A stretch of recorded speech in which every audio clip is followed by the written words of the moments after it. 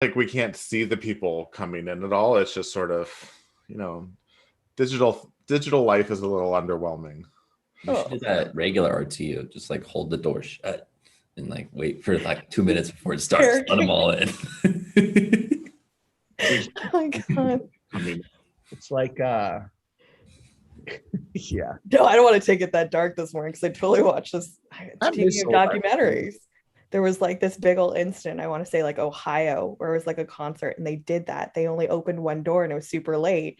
So naturally, people were like shoving people. Accidents are going to happen. And I'm like, oh my God, I'm watching it. I'm like, no, I would just be like, I'm good. Bye. Just leave.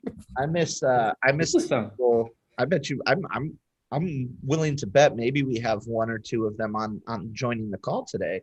But I miss the people who show up at the RTU room at like 7 a.m. Like they're ready to go. They are up and we're just like, okay, the doors aren't open yet. Like, let's get some breakfast. Let's get some energy. I always enjoyed that.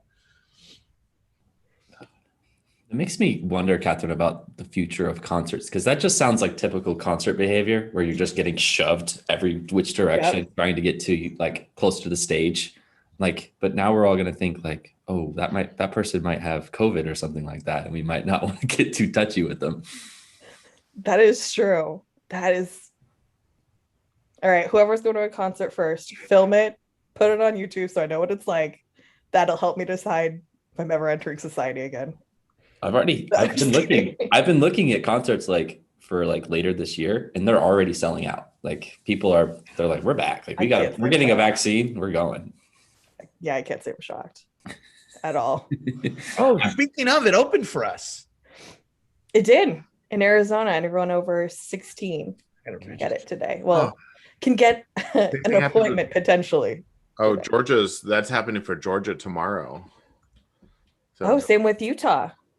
So like this, okay, actually like that whole, we need to pick up this whole quadrant, just the whole part of this United States, just everyone open at the same time. But over here in California, like can't get it. I mean, your population is huge though, so. A little bit, yeah. I mean, like fourth largest economy or something like that? I mean, can you imagine if you guys were like further ahead of us, then I'd be like, okay, what are we doing? Oh, I'm about to start just going to hang out at Rite Aid's at like closing time. Like, that's what I'm going to start doing. I'm actually glad the way that California did it, where like my grandparents were able to like get it first, because like that's who really needs it, right? I think if any of us were to do it, we'd probably be decently okay. But my grandma was like 85, like she's not been tough, So I think I've so far liked the way that they're kind of dripping it down to, for the people who need it most, get it first kind of thing. Curtis is getting early called out. I know. I'm getting called out on my background. Now, let me explain myself on this. I am of the impression that just like a solid background is nice. I stick out, you see me. It really, pushes how great of a beard I have. Whereas like with Austin, even like the tacos are great. Like that's a great wall that we have. It's a really cool, it pops, but like it's too busy for me.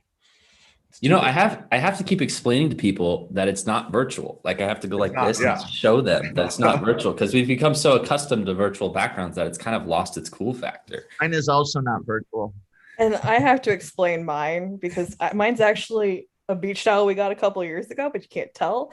But if I didn't have it up, it would look like I'm in prison, because I have issues with that beach towel because like it's not actually a towel. It's not. It's like I don't even know how to describe it.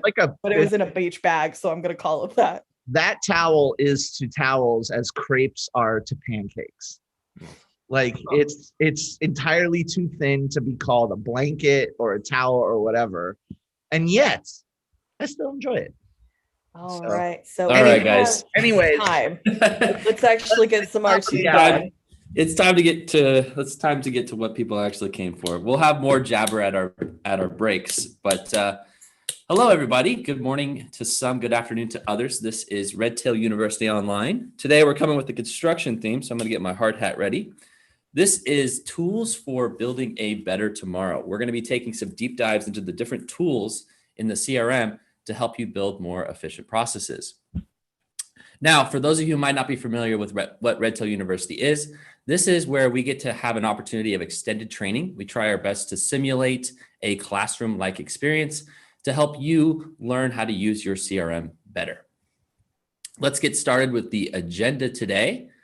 So today we have 3 topics for you. We're going to start off with database cleanup. In our section, we're labeling appropriately cleaning up chaos. Then we're going to move into 2 sessions on workflows. We got lots of information to cover in workflows. So first, we're going to start off with how to build a workflow. And then later, we're going to go ahead and talk about how we're going to implement that workflow and make it efficiently used in our office and even take it to the point of automation. We're also going to be back the same time tomorrow, covering a little bit more topicals. So for example, we're going to be talking about sales cycle, the onboarding process in Redtail, and also ongoing client management. So if you're interested in any of those topics, be sure to join us same time again tomorrow.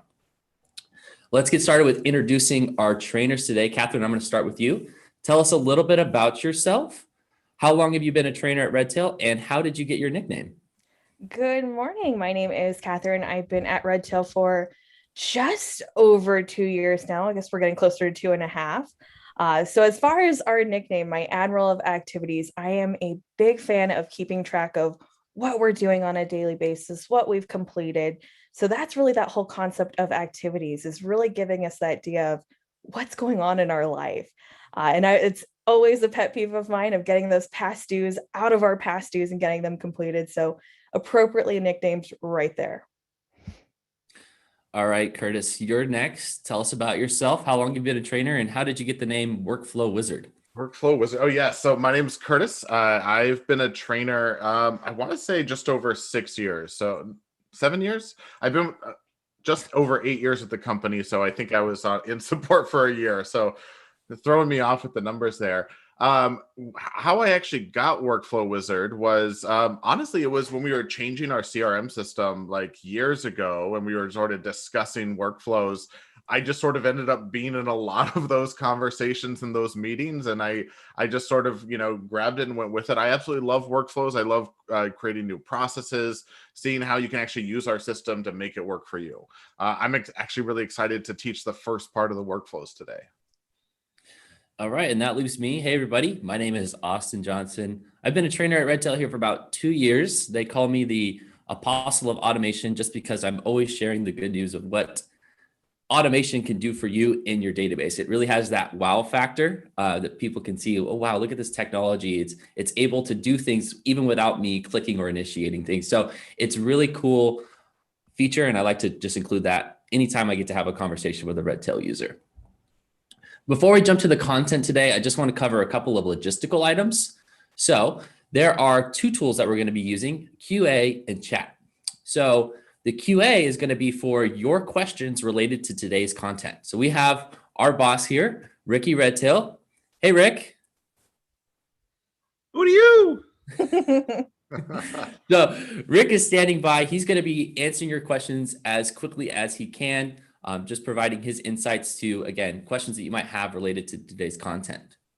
Then we're also going to be using the chat feature as well. This is how you're going to engage with us as presenters. So we might have a question for the audience, like we might ask you, hey, where's everybody calling in from? That would be your opportunity to use the chat to respond back to us. So again, the difference here, if you have a question for us about Redtail, you're going to ask it in the QA. If you want to interact with us or answer one of our questions, you're going to use the chat.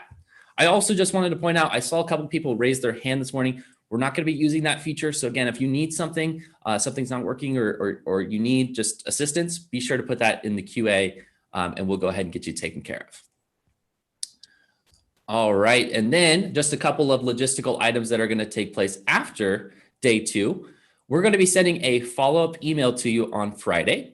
And it's going to include a copy of today's presentation. So no need to take any screenshots or vigorous notes. Just sit back and enjoy the show and we'll get you all the content.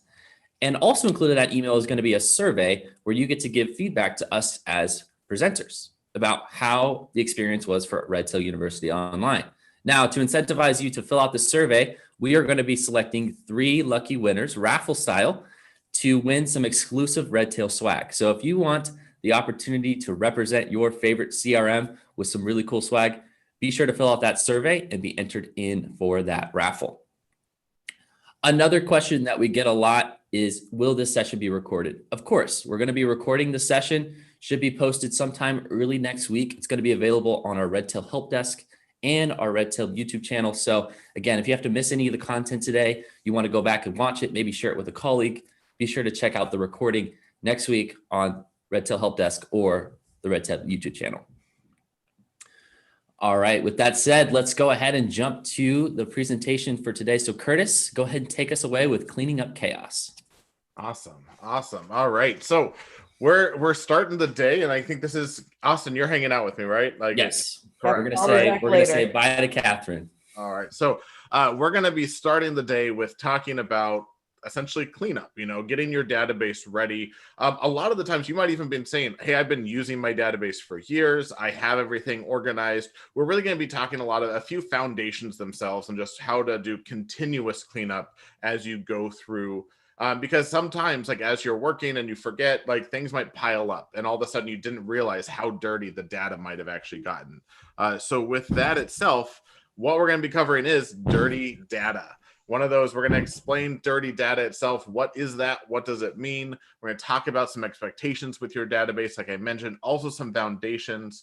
Austin and I are also going to give you some best practices and just a few ideas on just some cleanup methods itself. So really, like, we're not going to be diving in a whole lot into the CRM with this. We're going to showing you some tips to keep the cleanup going well. And again, like, there's a lot of different ways you can actually dive into clean up the data, and we're going to show you what's best. So what is dirty data? Where does it come from? Personally, dirty data can come from, like, where you don't complete an activity. I mean, Catherine already mentioned that you're not staying on top of everything.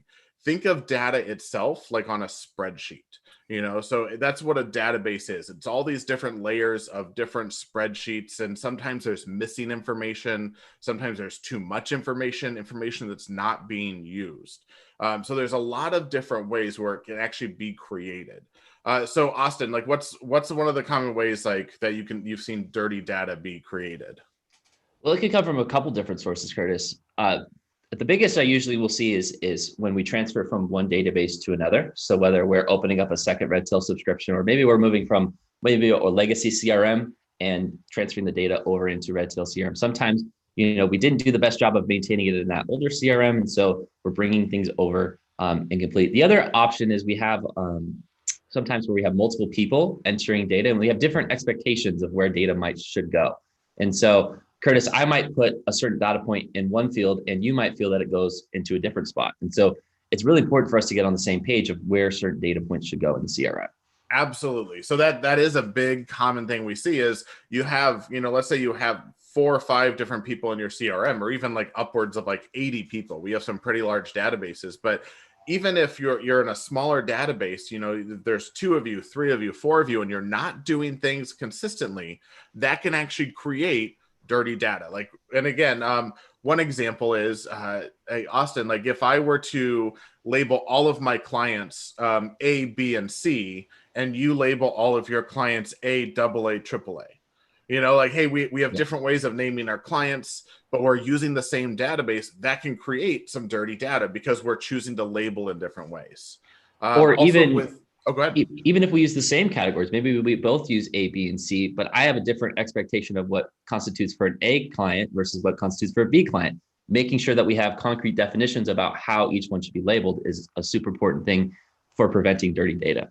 Absolutely. Like, that's a big one, is you need to make sure you know exactly what all of your different terms mean, because even though that Redtail is an out of the box solution, like, we have a lot of things that are pre-built out for you to organize, you actually can still customize it in a way to where you can be very specific or more general. But if you're being specific in one way, like if you're saying, hey, all of my A clients is anyone who, makes $500,000 or has a portfolio of $500,000 or more, they're my A clients. But if I'm looking at A clients and I'm saying, well, to be an A client, they have to send me referrals. two different, different ways of thinking for method, but like we need to get on the same page. So that's a big thing, is making sure that everyone in your database is on the same page with all the terminology you're using.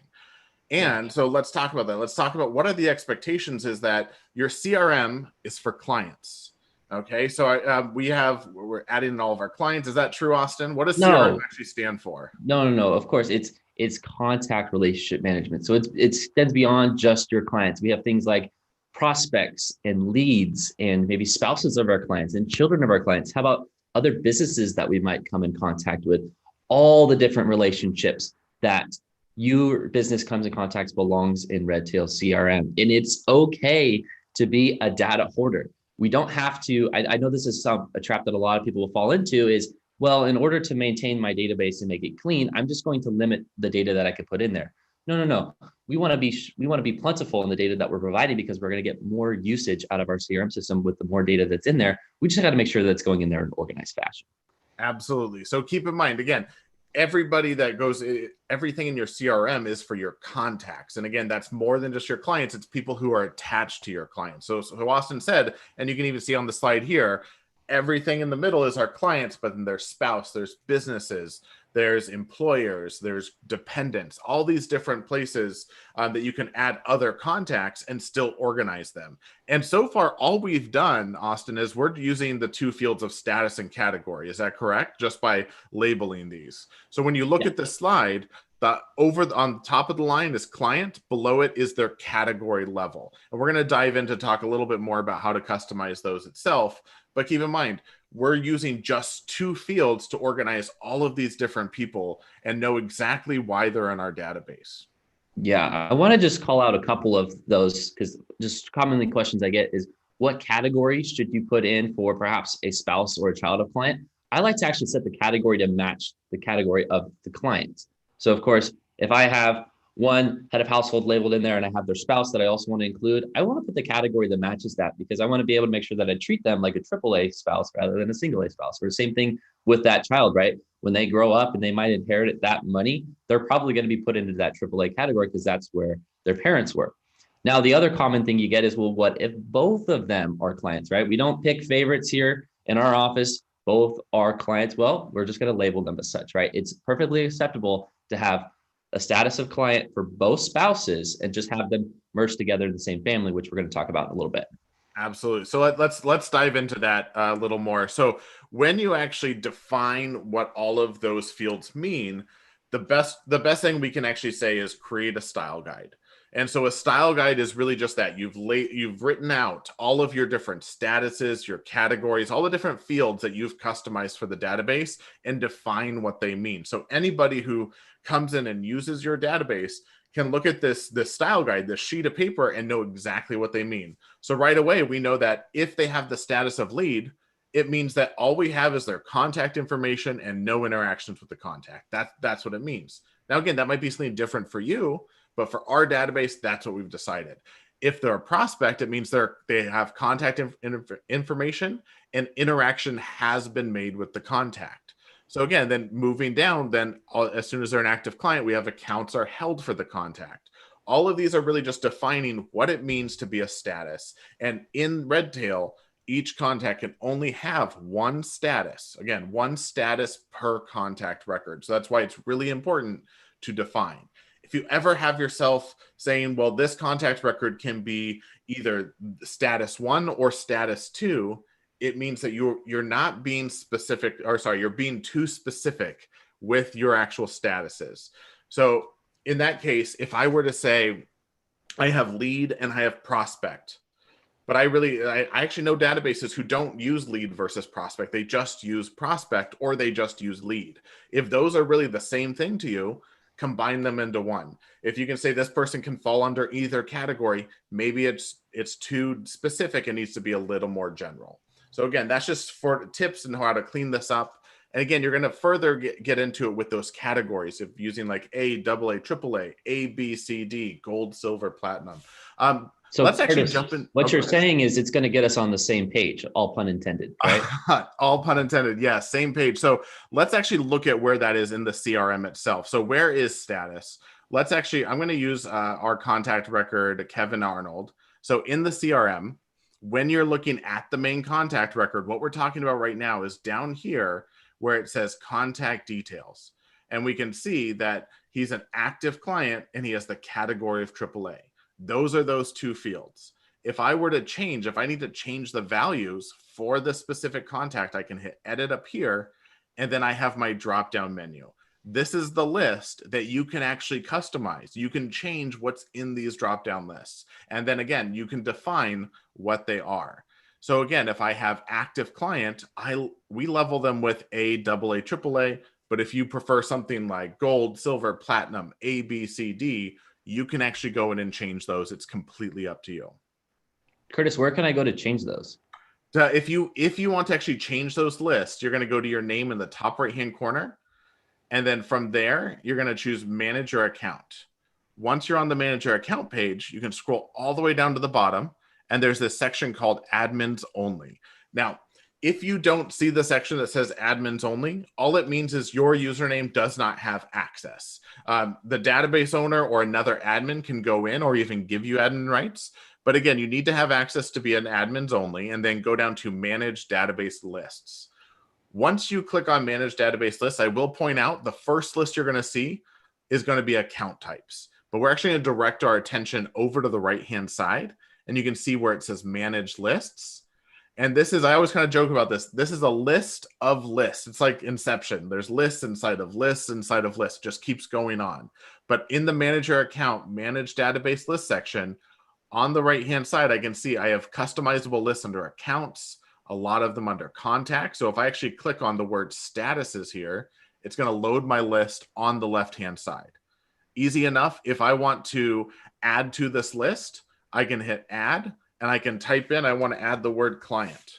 Easy enough, and I can add that to that list, and now it's available to add to a contact record.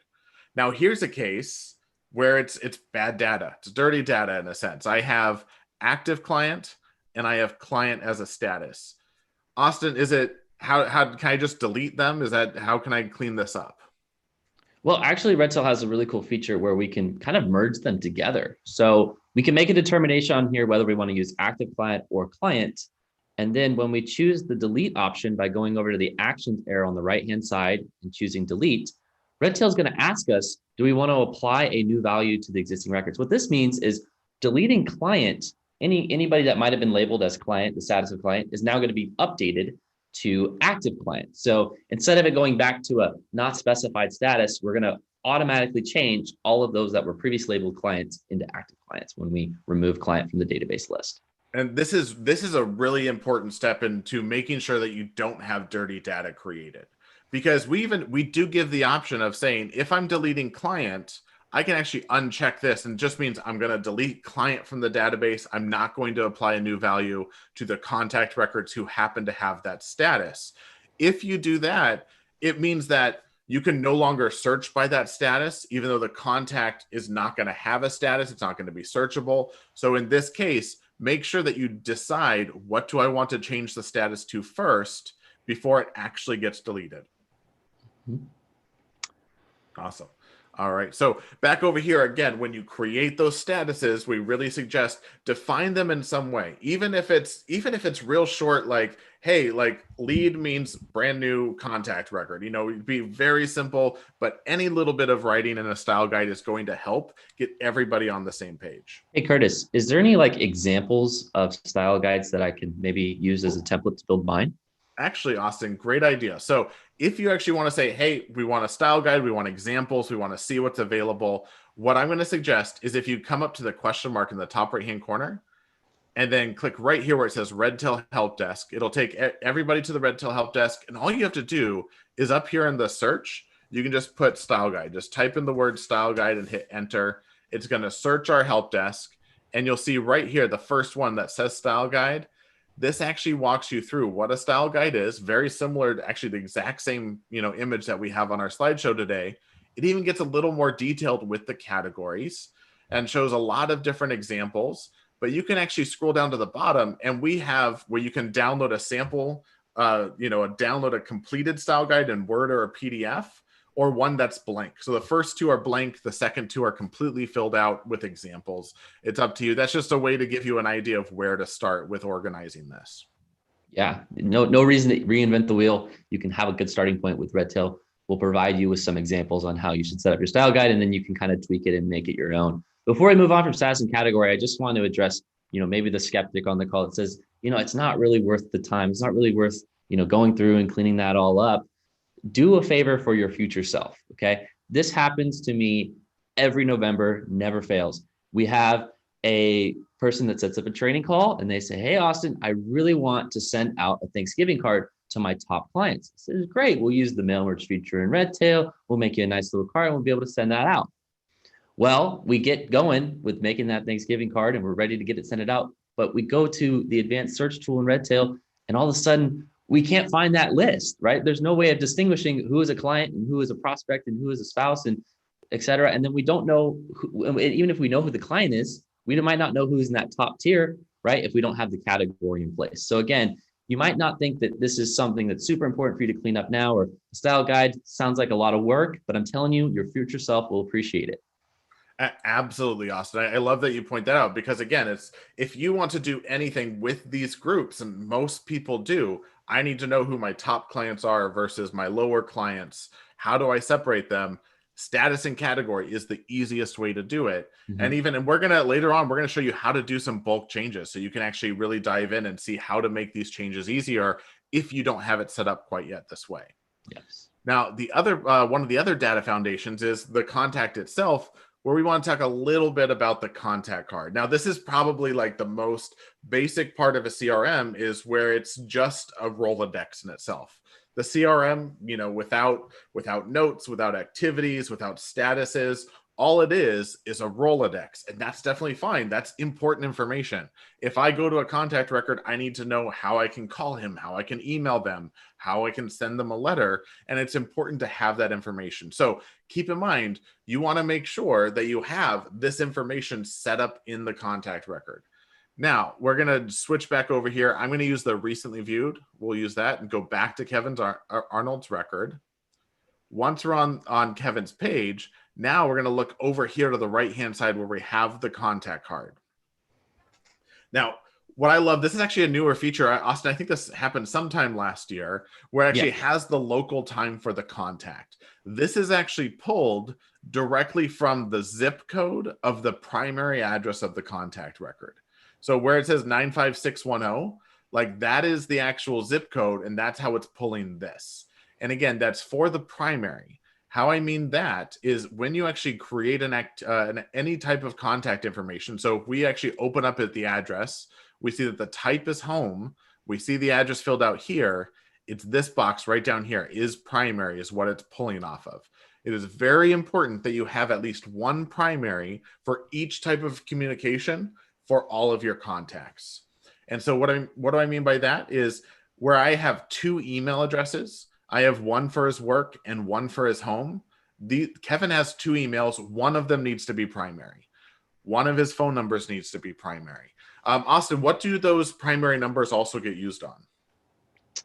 They get used for our integrations and also using our broadcast email tool inside Redtail CRM. So for example, if we want to send out a bulk email to a list of our clients and Kevin is included on that list, we're going to get an error message back if we don't have a email marked as primary. Because what Redtail is going to say is there's two email addresses here. I don't know which one to send it to, so I'm going to send it to neither. And so we need to make sure that before we go and send out that big bulk email inside Redtail CRM, we have the primary email address added, because otherwise we're going to get a whole slew of error messages.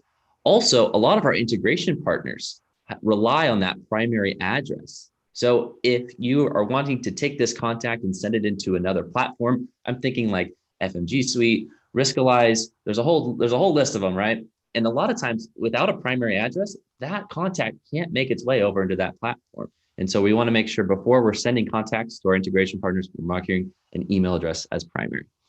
And one more on top of that is the primaries are mainly used for exporting data. So if I want to export an email address or export an address, it's mainly going to look at the primary first. So keep in mind, it's going to be the most used one. If I reach out to the contact, How do I want to call them, email them, send them a letter? That's what you want to make sure and mark as the primary. And again, that's for each type of communication. So phone number, email address, and I think website has a primary as well. So the different types of communication should have one primary. If I were to come over here where Kevin Arnold has his other, if I have actually come over here and choose that this one is now going to be the primary, if I click make primary, it's going to change the bold from work over to home. And now this is going to be the email that we send to him. You can only have one primary type of communication per email address, and phone number. Curtis, I also wanted to point out those types there. So we have differences like home and work and mobile. If we label an email address, a phone number, or a physical address as home, note that that is going to be shared between spouses. So for example, here we have Kevin, who is married to Winnie. And so if we label a phone number as home, that's also going to be shared information that's going to go over to the spouse's record as well. So that just saves you from some duplicate entry, right? If Kevin and his spouse live at the same address, we don't need to enter in that same address on both contact records. We just label one as home and it's going to share it to the other. Absolutely. So the home address and home phone number from the head of household record will share over to the spouse and any dependents linked to them. And we'll actually show you how you can actually set up those linkings here in a little bit, because I believe we're actually going to talk about family next, actually. So the next part is I have all these different contacts. I have them labeled with status. I have them labeled with category. How do I know who belongs to who? Who's tied with who? Well, we really have 3 different types of relationships that you can build out in the CRM. Okay, so the first one we're going to talk about is family. What is the family section in Redtail? Well, I say that's the tax definition of family. Anybody who lives in the same household and is dependent on the head of household. So what that means is if I'm a grown child, I'm not a child, I'm an adult, but but I am a child to my parents, I do not belong in their family section. If I am put in their family section, it means that I am dependent on the head of household, but I'm not. I would be my own head of household. So again, family is very much not all family, but just very much immediate family in regards to tax definition. This also gives you the ability to link notes between family, where you can actually view notes from any family member from the family member's record. You can view documents. There's a lot of different viewing, as well as what Austin said is home address and home phone number will share on my record. If that home and address is on the head of household record, it will share over to my record and make it visible. Austin, you want to explain what memberships is? Yeah, memberships are for all those other relationships, right? So maybe the ones that don't exist in that immediate household or family, right? So this would be our good spot for our grandparents, our grandchildren, our aunts, our uncles, our cousins, whatever the relationship exists that isn't actually either spouse or dependents. Those are going to go and be labeled as memberships. And these also have the ability to customize the title. So whatever the type of relation type that you're looking to track, you can make it into a membership. And these are also going to be exportable. So I can send these into an Excel file if I need to manage my memberships and provide maybe a physical copy of them. Absolutely. And then the last one is professional. So we actually have this option where you can set up professional relationships. And it's essentially who is their doctor, who is their attorney, who is their insurance. You can actually link another contact record to your main client and say that, this person is the CPA for my client. This person is the attorney for my client. And you can actually customize those titles as well. What's great about the professional ones is, unlike memberships, they are searchable. So if I needed to say, I need to find everybody in my database who has Harvey Dent as an attorney, I can use the professional section and actually run those searches and find that information. So let's actually take those 3 bits and let's dive into them just a little bit deeper. So starting with family, let's start and actually build out what is the family itself, and we'll use Kevin Arnold as our example. So in regards to the family, you'll see in the main contact up at the top where it says Kevin Arnold, you'll see he works at the Wonder Years magazine, but below that he's married to Winnie Cooper and he's connected to the Arnold Cooper family. Now, when I click the Arnold Cooper family, it takes me into the actual family structure. And I can see that Kevin is established as the head of household. Winnie is set up as the spouse, and they have one child who's set up. Danica Arnold is in here. Now, the family name is actually, it's free form text. You get to decide what it says. I always like to tell people the family name should be used at how you want to address the family as a whole. And sometimes that can be dependent on how many people are actually in this family. If it was a family of one, like Kevin Arnold is the only person, he's the head of household, there is no spouse, there's no dependents, I would most likely write out the family name as Mr. Kevin Arnold. I'm just going to name it by his name. If it was him and just a spouse, if it was him and Winnie, in that case, I would write out Mr. and Mrs. Winnie Cooper Arnold, or however they want to spell it out. You can actually type that out, that the family name is just addressing two people. Whereas now, since there's three people, we're actually just going to address it the Arnold Cooper family. And again, like a lot of times I see different Redtail users will put the last name family on all of the family names, and that's definitely fine. That's a great way to put it.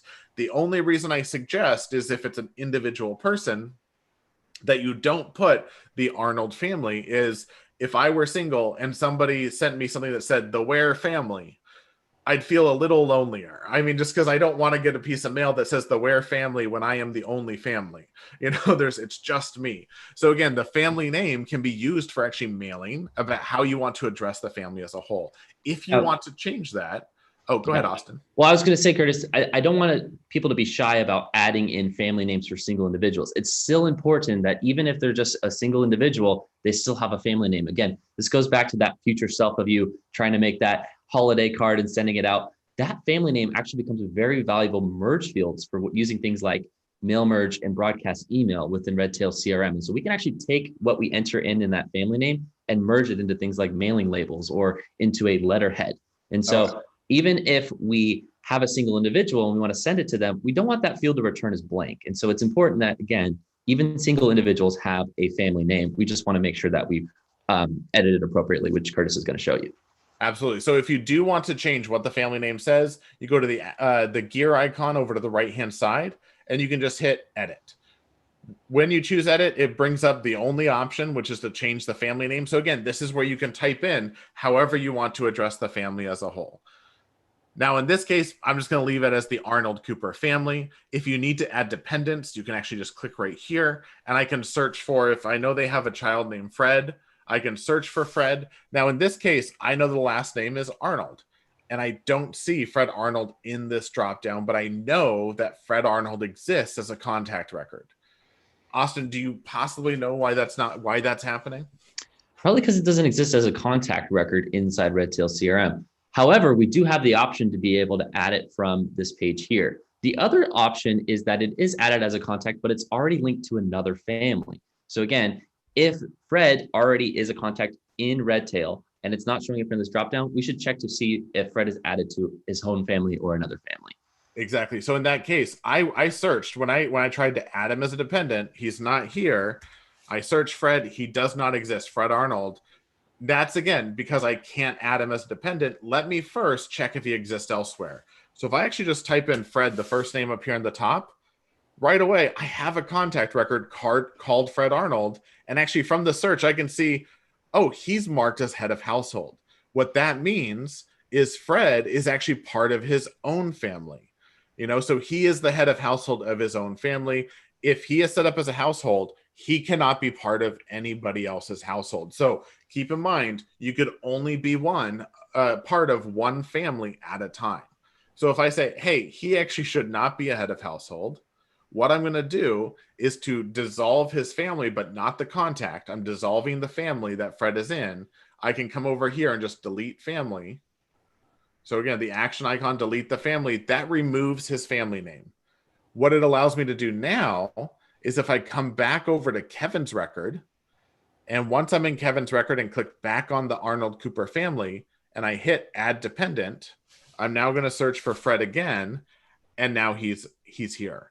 Because he was part of a family when he shouldn't have been, I removed that family, and now I can link him here and mark that he is a child of Kevin and Winnie. Easy enough. that's how you can actually make sure that your family structure is set up exactly how you need to. But the same concept for when these children grow up. As soon as Fred grows up and he is his own head of household, I can come over and I can remove him from the family and then establish him as his own head of household. So that's the best advice we can give for setting up families, is making sure that everybody is part of at least one family. And so that way you can actually share all that information between them. Austin, why don't you go ahead and dive us into to memberships a little more? Yeah. So here's some examples of how you can use memberships. Again, you got to kind of make a determination, kind of like with Style Guide, of how detailed do you really want to go with memberships, right? Do I need to know everybody's in-laws? Or maybe I just focus on kind of their immediate family, like parents, children, grandchildren, grandparents, right? So kind of make a determination on some of the important memberships that you want to track. Hey, pro tip, maybe even include it in your Style Guide. Curtis, I actually want to keep going with the Arnold family and do a situation that I see kind of commonly happen with Redtail users. So let's just say, for example, here, we're going to use Fred again. And let's say that Fred is now of age. He has officially left the nest. He's no longer part of the Arnold family, but I still want to know that Fred is still a member, dare I say it, of the Arnold family. So instead, what I could do is remove him from the family, just like Curtis just did. And then what I'm going to do is navigate over to the left-hand menu, choose the More option, and that's going to allow me to add in a membership. So at this point here, I can go ahead and see that Fred has already been added as a father and son. We're going to go ahead and remove them and just re-add them again. So let's click on the Add button there for memberships. We're going to go ahead and type in the name of the contact. There's Fred. And then we're going to go ahead and indicate the relationship. So first up is the linked contact. This is referring to Fred. So Fred is the child. So we're going to mark him as child. And then the contact, we're on Kevin Arnold's record. So he's the contact. He is going to be, we can either label him as father or parent. And go ahead and add that membership. So again, and now I don't lose that history, right? I know that Fred is related to the Arnold family. Now he's not part of the Arnold family household anymore because again, he's of age, he's an adult child. He has a household of his own, but yet he's still connected to Kevin and Winnie as his parents. Absolutely. And again, like memberships, like Austin was saying, is just every other relationship you can possibly think of. Like even here, we have Paul Pfeiffer is linked as a friend to Kevin Arnold. Like it's nice to know, like, hey, maybe they don't do any, we don't have any accounts between the two of them because they're different households, but it's nice to know that they are friends, like they are linked in memberships. And again, like this can list any type of relationship you can possibly think of.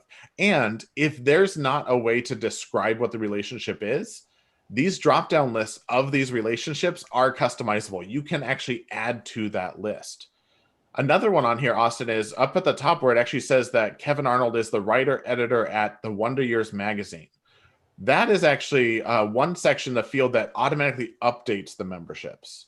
So where we actually also see it right down here where it's a business, he's linked to the Wonder Years as an employee. That's because he's set up here in the employer field. Now, you'll notice I can't delete this. There's no action button. I can't edit anything about this. Austin, how can I actually change who his employer is? We'd have to go to the icon there. It's a little icon with a pencil on his shoulder there. Go ahead and edit the basic information, and then we can go ahead and edit the employer here. So if Kevin were to change jobs, we can go ahead and update the employer field to change that field. Yeah. This also brings up a really good point, is that memberships can also link together individuals to either businesses or associations or even trusts. So for example, if maybe you have a marketing source, like for example, maybe like a religious institution or a Rotary Club or something like that, and you want to track who belongs to that organization, memberships are also a great place to track that information as well.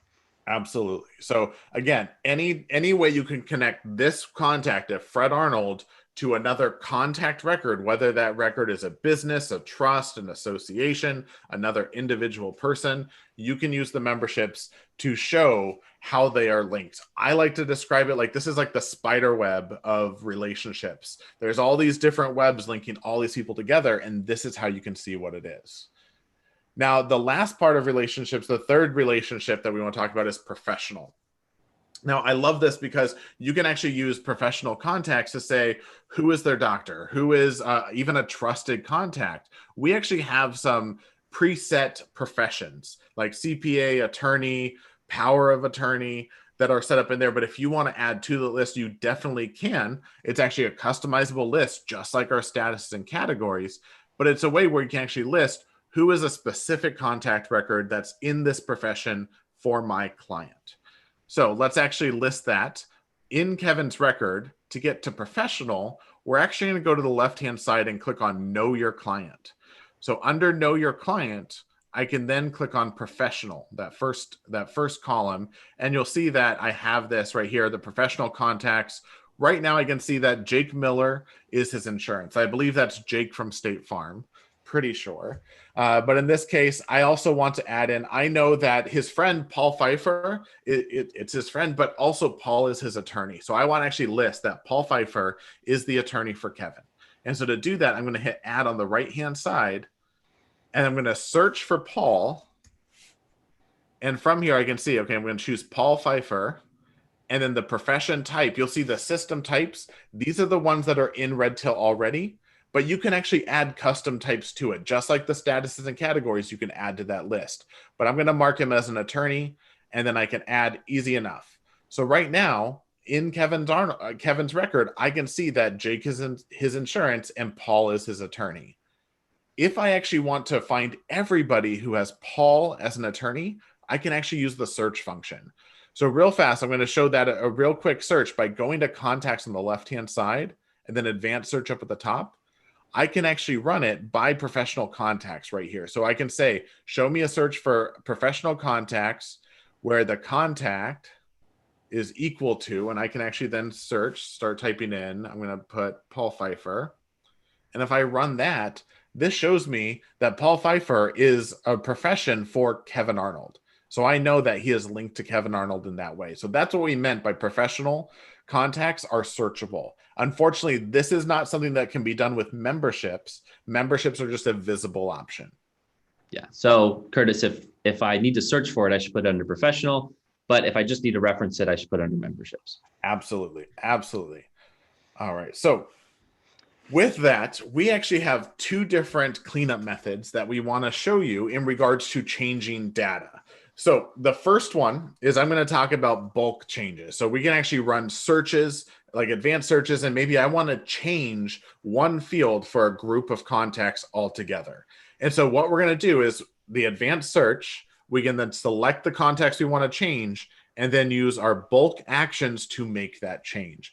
This is one of the easiest ways to go about maybe when you're first setting up and saying, hey, I didn't use category. I didn't label them A, AA, or AAA.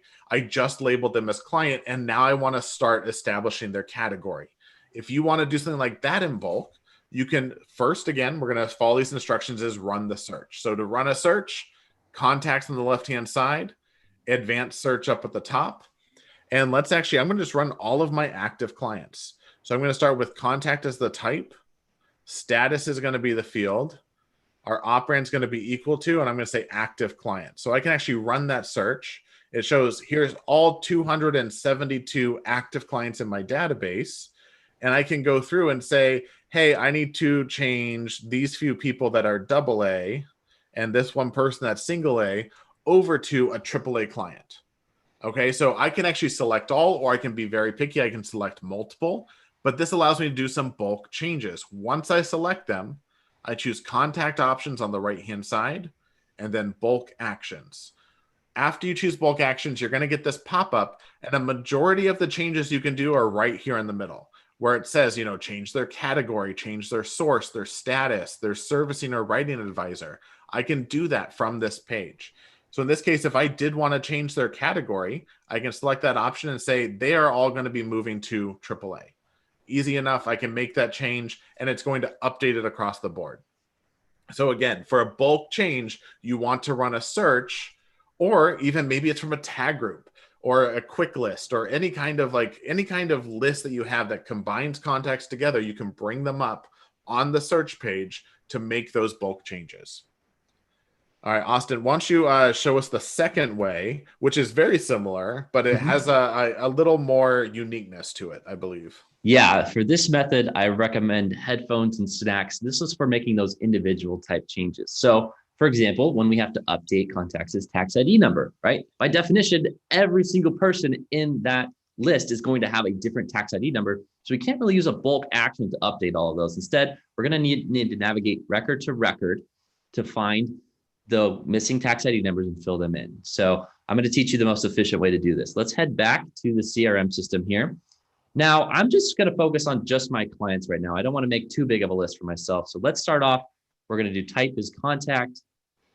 The field is status. Let's go ahead and operand equal to and choose active client. Then I'm going to navigate over to the right and hit the and button, and that's going to enter in a second criteria. So in this case, I'm going to choose contact. Let's find the field of tax ID number. And I'm going to choose the operand for is empty. Is empty. This is going to return back any contacts in my database that might have a missing tax ID number. So in this case, I came back with 2. What I can do is just go ahead and click into the first one here. I'm going to come on down to the contact details tab. I can go ahead and enter in that tax ID number, update the contact details, and then rather than going back and running that search again, I could just navigate up to the top here and click the next button, and that's going to take me to the next record. So now we're on Hannah's record. We'll go ahead and enter in her tax ID number, and then we'll be finished with our list. So we're just going to repeat this, so on and so forth. And at any time we need to go back to that main page, we can click that blue return to search button to take us back. So again, a little bit more of a tedious process, but using those navigation icons, we can go ahead and move from record to record nice and quickly to fill in pieces of missing information. Now, Austin, why is it whenever I go to like contacts and if I click on a contact from here, that I don't get that? I can't click to the next contact. Why can't I do that? Where did that come from?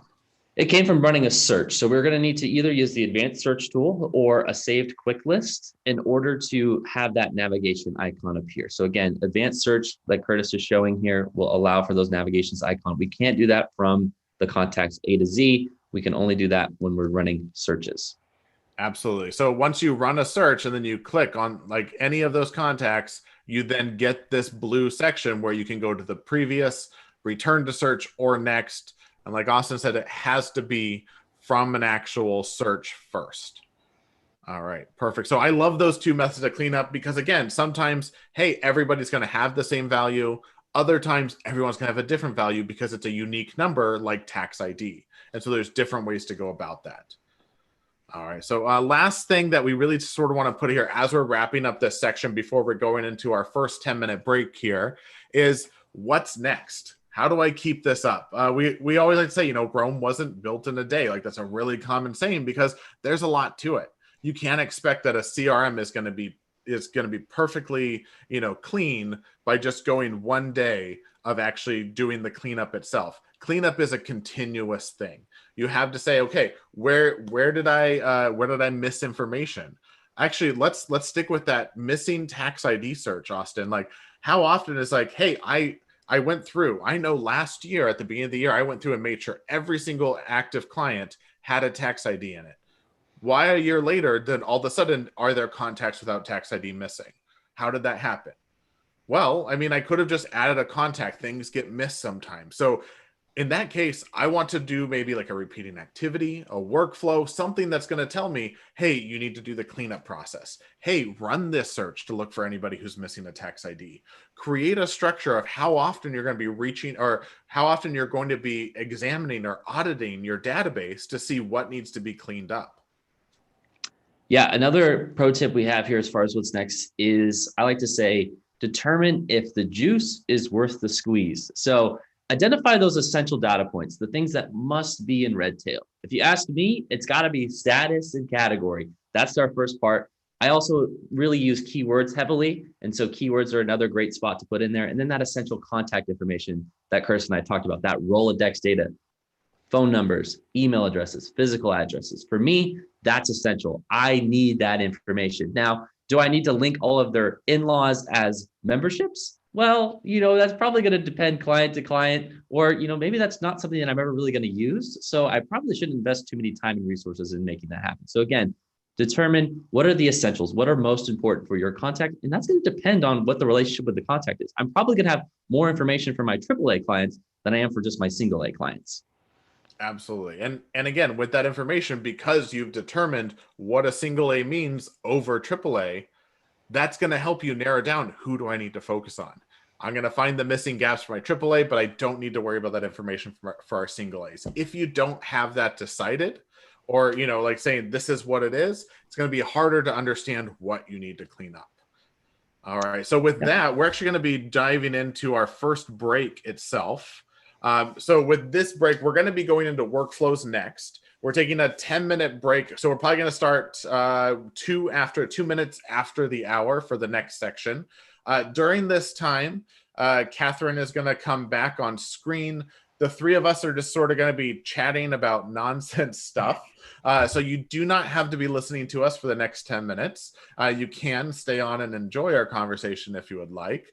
Catherine, Austin, is there anything that we need to leave them before we officially send them to break? Just always a reminder, if you have any questions, you can still pop those into the QA. We'll still get those answered. And then as far as chats, anything that you guys want to bring up, feel free to interact with us. Just make sure you put those questions in the QA because it can get easily lost in the shuffle. I will say that very quickly. Yeah, and just a reminder, just because I see a couple of call outs in the chat, the session is recorded today. So if you had to step away from your desk, you missed any of that great content that we just covered, don't worry. We're going to record it. We're going to post it so you can go back and watch anything you missed. Absolutely. So again, we are on break time right now. So don't worry. What we're going to be talking about has nothing to do with actual learning at this point. So just to let you know. So perfect. All right.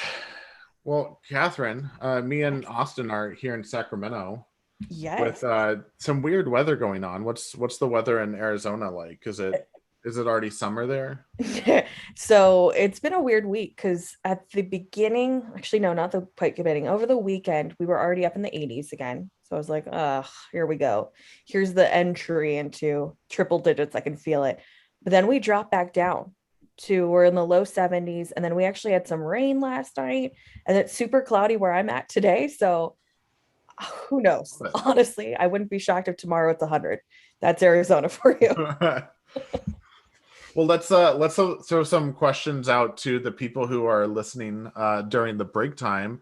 We're going to ask where are they from? Is that correct? Yes. So in the chat, if you want to tell us where you're from, and then maybe we'll give our comments on our favorite places. So the three of us used to do a lot of traveling for Redtail before the pandemic, and I miss so many different places. I've been in Orangeville, California for a year, and I'm over it. Yeah, I've got to be honest. I did not expect to see Phoenix that much in 2020. Like the start of 20, I was like, oh yeah, I'll be traveling quite a bit. And then March was like, no, hard break on that one. But it looks like we've got kind of all over the map. We've got some central Minnesota, Portland, Maine, Louisiana, North Carolina. Let's see what else we're at. Chicago, Nashville. Oh, I miss Nashville. Nashville's fun. Nashville was fun. It really is. I miss that. That's actually a concert that I might try to make my way to is CMA Fest this summer. I think it's going to be a fun time. This summer? That seems too soon. So we should probably clarify. Curtis and I have very distinct levels of tolerance we're okay with at this point. Like when Austin mentions concert, I kind of shiver a little, like, no, way too close for people. I'm the person who, like, 3 years from now is still going to be yelling at people in grocery stores to stay away 6 feet. Oh, we got Kayla in Sacramento. We got other Sacramento people here. Awesome. I did get a winery suggestion, so I'm totally gonna have to scroll back up in this chat and find that out. Wait, a winery suggestion where? In Arizona. We do have some closer. Well, actually, I think there's some down in Tucson. There's some in this little town called Jerome. And then it's kind of expanded from there. So I'm gonna have to, it's Arizona Fort Hills Vineyard. So I'm gonna have to look that up because that's not a suggestion I get very often. I'm like, what? I'm gonna use our platform here for my personal gain. I'm headed to visiting a friend in Bend, Oregon. If anybody's been there or is from there, and you guys have any good like restaurant or brewery suggestions, I'm all ears for that because I'm we're planning our trip, and I definitely want to get the full experience of Bend, Oregon, if anyone's ever been there. The last Blockbuster's there. Yes, yeah, we're definitely going to stop there. Yes. I Mhm. just watched that documentary. Wait a minute. I think the last Blockbuster is now up on Airbnb or something where you can actually like go stay there. Yeah. But someone did say that Flagstaff, Arizona. I love Flagstaff. So do I. I have a lot of family, or not met, like, a lot of family that used to be in Flagstaff. Absolutely love it. They were big. Is it Northern Arizona? Is that right? Yep. Northern Arizona University.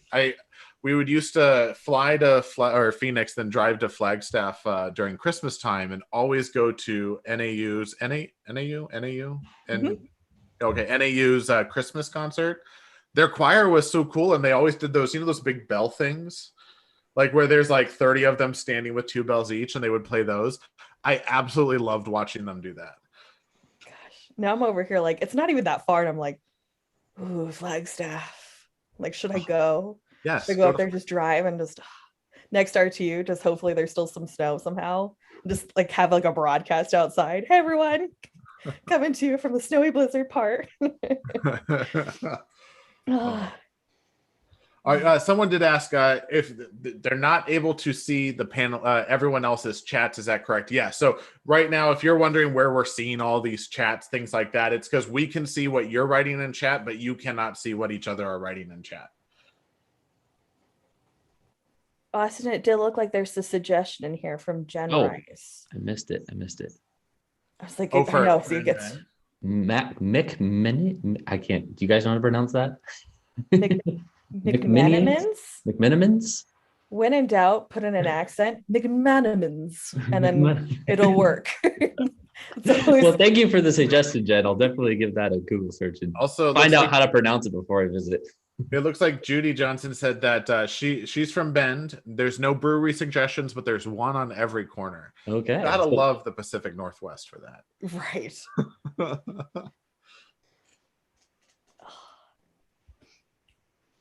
Oh, she spelled it out for us. I'm still struggling. Jeez.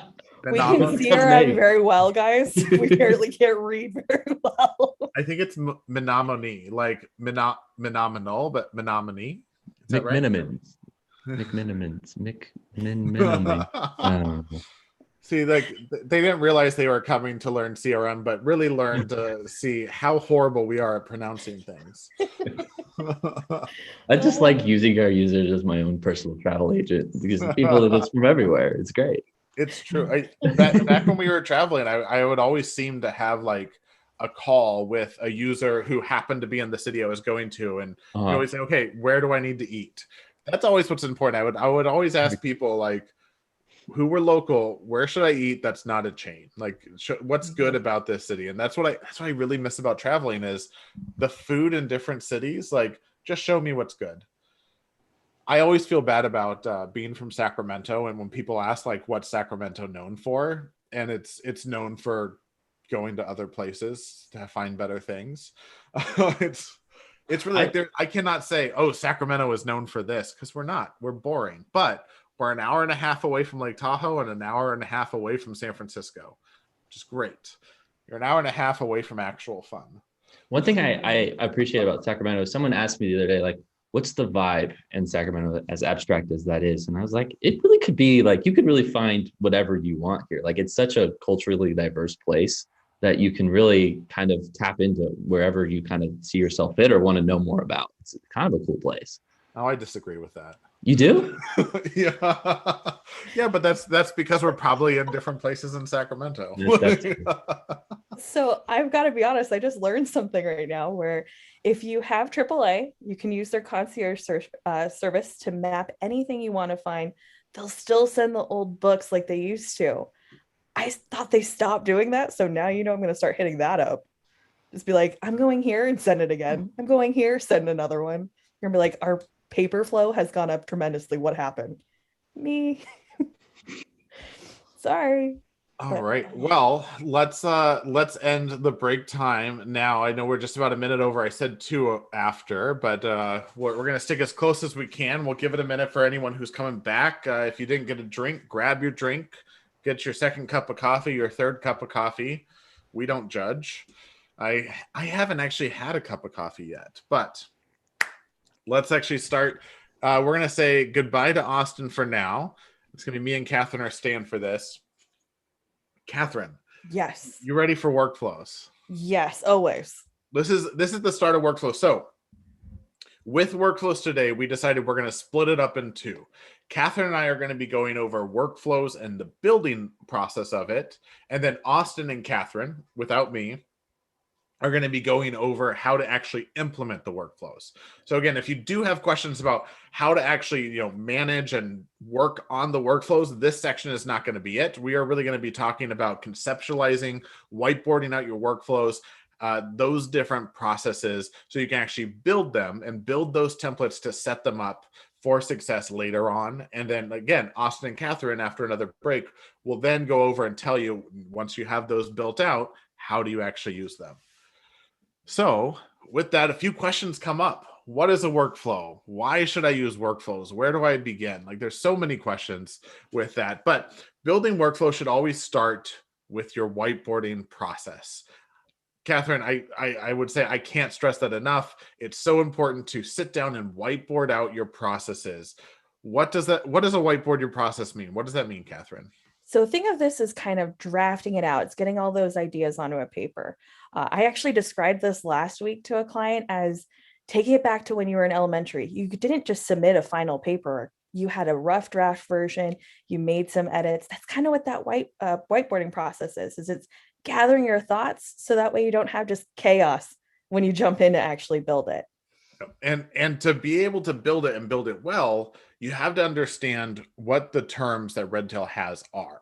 And so what we're going to do for a majority of the section is really break down those terms to sort of show different ways to think about it. So with that, we have steps, tasks, and outcomes. So we'll start with steps. So steps are designed to be high level. It's telling you what part of the process you're at, and it's always one at a time. And so again, the point of a step, I have step 1, step 2, step 3, means I can look at my process and say, oh, I'm at the preparation step for the meeting, or I'm at the execution or the follow-up step. Or, it's just telling you what part of the process you're at. It's not actually telling you what needs to get done. It's just telling you where you are. So tasks, Catherine, you want to explain that for us? Yeah, so tasks are actually telling you what you're doing. So unlike step, this is where you're really going to break down and say, I have to go and run this report. I need to file the paperwork. I need to call the client, verify the account's opening. So it's really telling you to do something. And this is also where you get to assign out who's responsible for those. So we'll break that down further as well, but think task, think verbs. Yep. Absolutely. That's a big one. Verbs are always, it's telling you to do something. It's an action item. Now, even with those first two terms, steps and tasks, where we're going to cover outcomes in just a little bit. I point over here. I'm not sure if my hand is going to the same side as the screen as everybody. So I apologize if I keep saying right and my hand's going left for you. But so with that, steps and tasks are really just all you need, tells you where you are and what needs to happen to move forward. Now, outcomes, because steps are one at a time, outcomes control the direction. So if I'm at step 1, do I need to go to step 2 next? Do I need to go to step 3? Do I need to skip all those steps and go to step 17? Like, the outcomes control the direction by going step to step. So on the completion of a step, which means I've done all of the tasks inside that step, where do I need to go next? Also, outcomes allow for note-taking when you complete each step. And so it's, even when you understand those terms, it's like, okay, well, where do I begin at this point? I like to begin with what Catherine told us it's the tasks. What do I actually need to do first? What are the action items that need to get done? When you list out all of your tasks, you can then start to separate and move them together to say, oh, these tasks are all part of the same process, and these tasks are part of this step, and you can start to move them around. So again, start with tasks, separate into steps, and then the outcomes can determine where you're going to go. So with that, I want to talk about groceries. All right, you ready what for a transition there? Everyone's what like, a transition. we're going to take this out of like, financial talk. We're not going to be doing like a client review, really, things like that. I'm going to talk about the concept of workflows like I'm going to go grocery shopping. And so when I go grocery shopping, we start and we build out a list. All right. So you see on the right-hand side there, I got to get drinks, I got bacon, eggs, I get milk, I get a wine. I got wine on that list. There's tomatoes, lemons. I got a whole list of items.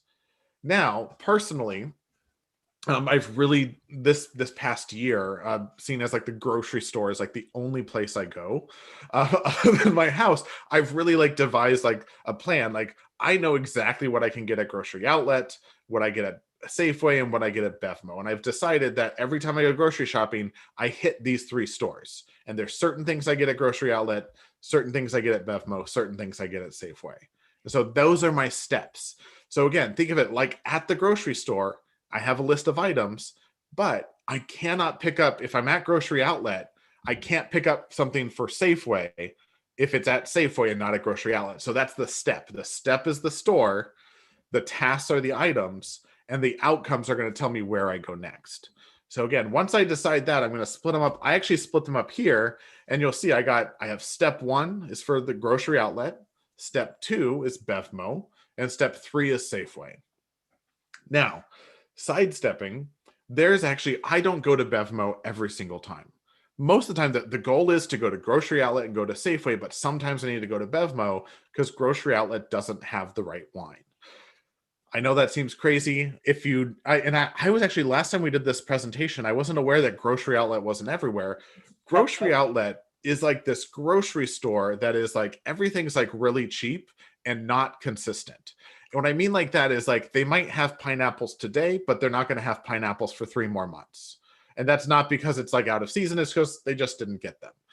So it's like all of their drinks, everything is constantly changing. You can never rely on it. But there are a few things I know I can get soda there. I know I can get value packed chicken, bacon, eggs, even though the brands are changing, like constantly changing, because I'm pretty sure that grocery outlet is getting things that fell off the back of a truck, and that's how they're deciding what's in their store. But I love it, and it's cheap. Right. You got to search for the great deals, right? Yes, but I go there first. If I can get it from grocery outlet, that's great. If not, I have another backup. I got Safeway to go to. All right, so that's what the plan is here. I want to get everything I can done in step 1 at grocery outlet. We're actually going to use that example, but use it with wine. In my opinion, grocery outlet has the best value for their wine. Again, they're always constantly changing, but they don't always have good wine. But most of the time they do. If they don't have good wine, I don't buy it from grocery outlet. I actually go to Bevmo.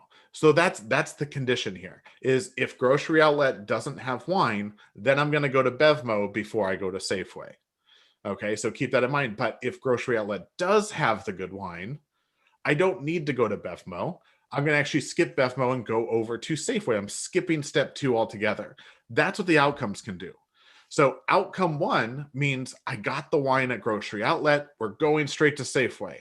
Outcome 2 means, hey, I didn't get the wine. I need to go down to Bevmo first, get the wine, and then go on to Safeway. Okay, so again, that's what the outcomes can do. When you go through a workflow, you are not required to go through every single step. You do not have to go step 1, step 2, step 3. Steps don't necessarily always need to be completed because maybe it's not necessary depending on what happens. Okay, so for the instance of, maybe I'm calling a client to confirm a meeting. Well, the outcomes for maybe if the step is telling me prep for the meeting and the task is confirm the meeting, well, when I reach out to confirm the meeting, they either reschedule, they confirm the meeting, or they cancel. Those 3 different things that can happen. And depending on what they tell me when I'm actually finishing the task of preparing for the meeting, it can take me to step 2, can take me to step 3. I can repeat step 1. If they reschedule, I'm going to restart step 1 and start the process over again. If they cancel, I just need to complete. So you'll see there's all these different possibilities of what can take me in a different direction. So again, back to the wine. If grocery outlet doesn't have the wine, I'm going to go to Bevmo. Now, let's actually, and again, that's just taking it out of the meeting itself. We're actually going to dive in and actually build out a prospecting workflow today. But before we do that, let's talk a little bit about due dates. Okay, so even though when I go grocery store shop, when I go grocery store shopping, I said that weird, grocery shopping, I get that all done in one day. I don't need to say, hey, I need to get it done one day before, 2 days after. Like, it's all done on one day. Most processes cover more than just one day, and that's why we have the ability in your process to create a target date and then when the steps are due.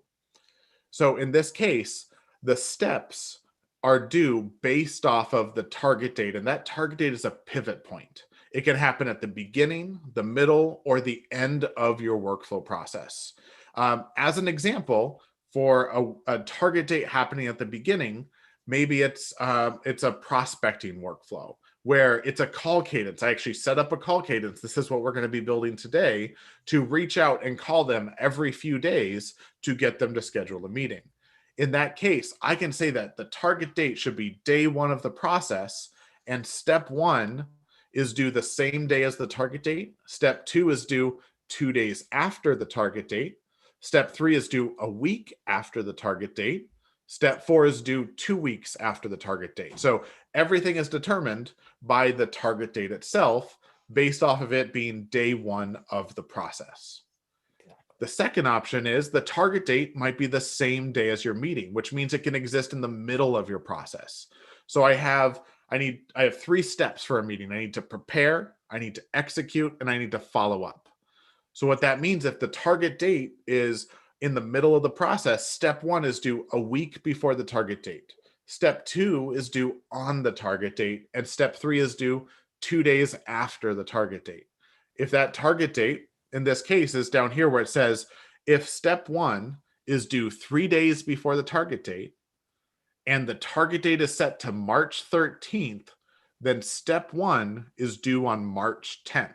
So again, because step one is 3 days before, when the target date gets set to March 13th, step one is now due on the 10th. What that allows me to do is I can schedule 5 different meetings, have 5 different processes that are exactly built out the same, but all have different dates on them. So I know I need to prep a certain amount of days before, execute the day of, and follow up the day after. Now, again, the target date as a last example might even be at the end of your process. So maybe if maybe it's an event you're building up and saying that the target date is going to be the day of this event. You know, it's going to be what is it? We'll say April 22nd. Okay. In that case, I can say that step one is due a month before the target date. Step two is due 2 weeks before. Step three is due a day before. You know, so everything is building up to that day. There's a lot of different possibilities in how you want to build them out. But again, it all comes down to build out your lists of tasks, separate them, take a step back and say, okay, how long or what is the most important date of this process? Is it the day I start? Is it a day in the middle, or is it the day I end? And that's what is going to be based, that is what the due dates for everything else is going to be based off of. Now, Catherine, Yes. We've been talking about workflows a lot of talk. We have this example here of this prospecting workflow that we're going to build out. Do you want to sort of explain how the actual workflow is laid out on our PDF here? Yeah. So what this PDF is actually, it's really what we were talking about with that whole whiteboarding, but putting it into a terminology where we can actually take what's here and just literally plug it in. So we broke it down again by those tasks, but resorted it with those steps. So that first column that we're seeing on that left-hand side, that is actually our steps. So we've got 6 steps here. And then we have our tasks, which actually tell us what we're doing here. Now, one thing I always like to just clarify really fast here with those tasks is that the bare minimum for a task, or what you really should have, is 1 task per step. So every now and then we might get that question of, why is my workflow not working? Make sure it has at least 1 task. You might find that the step name and the task name are the same, but that's okay. So again, we've got 6 steps. We've got what those 6 steps are made of. And then over on the right-hand side, it has, well, what are those possibilities that could come up? Are we going to move forward to step 2? Are they flat out going to tell us they're not interested from step 1, so I don't need to continue on? Or did they tell us they're interested, so I need to hop all the way to the bottom? So again, think of those outcomes as that fork in the road. Where am I going next? So we're going to take what's here and literally go build it out. So you might see us kind of flip-flopping back and forth. But again, just because it's here doesn't mean you can't expand on it. Don't feel like you have to build it exactly, but we'll go ahead and show you what this really looks like and how you can actually use it. Awesome. And again, like this workflow is for prospecting. It's setting up a call cadence. The point here is to either get them to tell us that they're interested in a meeting or not interested in a meeting. So, and that's why down at the bottom, we have step 5 is not interested, which the task is saying if they're not interested, it tells us to update their category. Now, the reason we're updating their category is in this case, we would have them with a status of prospect. And if they're not interested, we're going to change that category to lost. So they're a lost prospect. They don't want any more communication. If they actually tell me they are interested in a meeting and I have them set up as a prospect, I can change the category to hot, which means they're interested in a meeting. Like I've defined those terms. So similar to this style guide, if you've defined what your statuses and categories are, this can help your workflow process as well as you're building it out. So even though I want to get to either step 5 or step 6 before I complete the workflow, interaction 1 is I'm going to make a phone call, I'm going to send an email, and it's either interested or not interested. I can go down to, from that first call, go down to interested or not interested. Catherine, could you imagine if they told me they were not interested in a meeting, but then I went to interaction day 2 and 2 days later, I gave them a call again after they told me they were not interested? Yeah, they're going to be upset. Yeah, like that's not good. Yeah, no. That's not good. So keep in mind the outcomes say, hey, I don't want to keep calling them on steps 2, 3, and 4. I just need to take them to step 5 so I can make sure and update my database with the appropriate information and then close out this workflow. Everything's done at that point. So we're going to build this out. We're going to build part of it out. We already have it fully built out in the system. We're going to show you how to do that. But I'm going to swipe over to the CRM.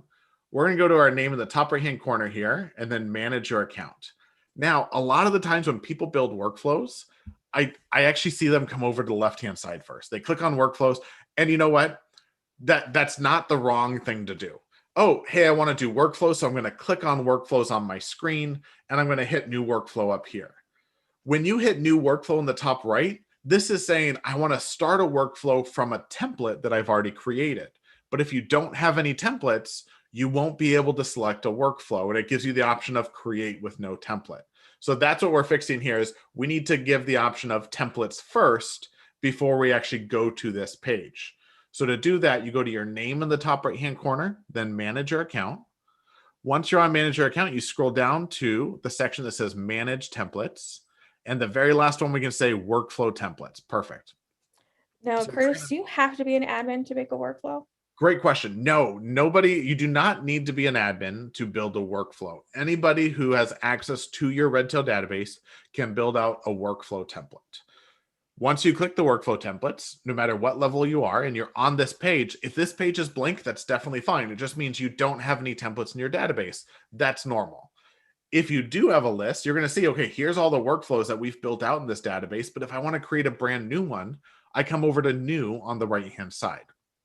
Once I choose that, right now, we're just going to focus on the name of the workflow.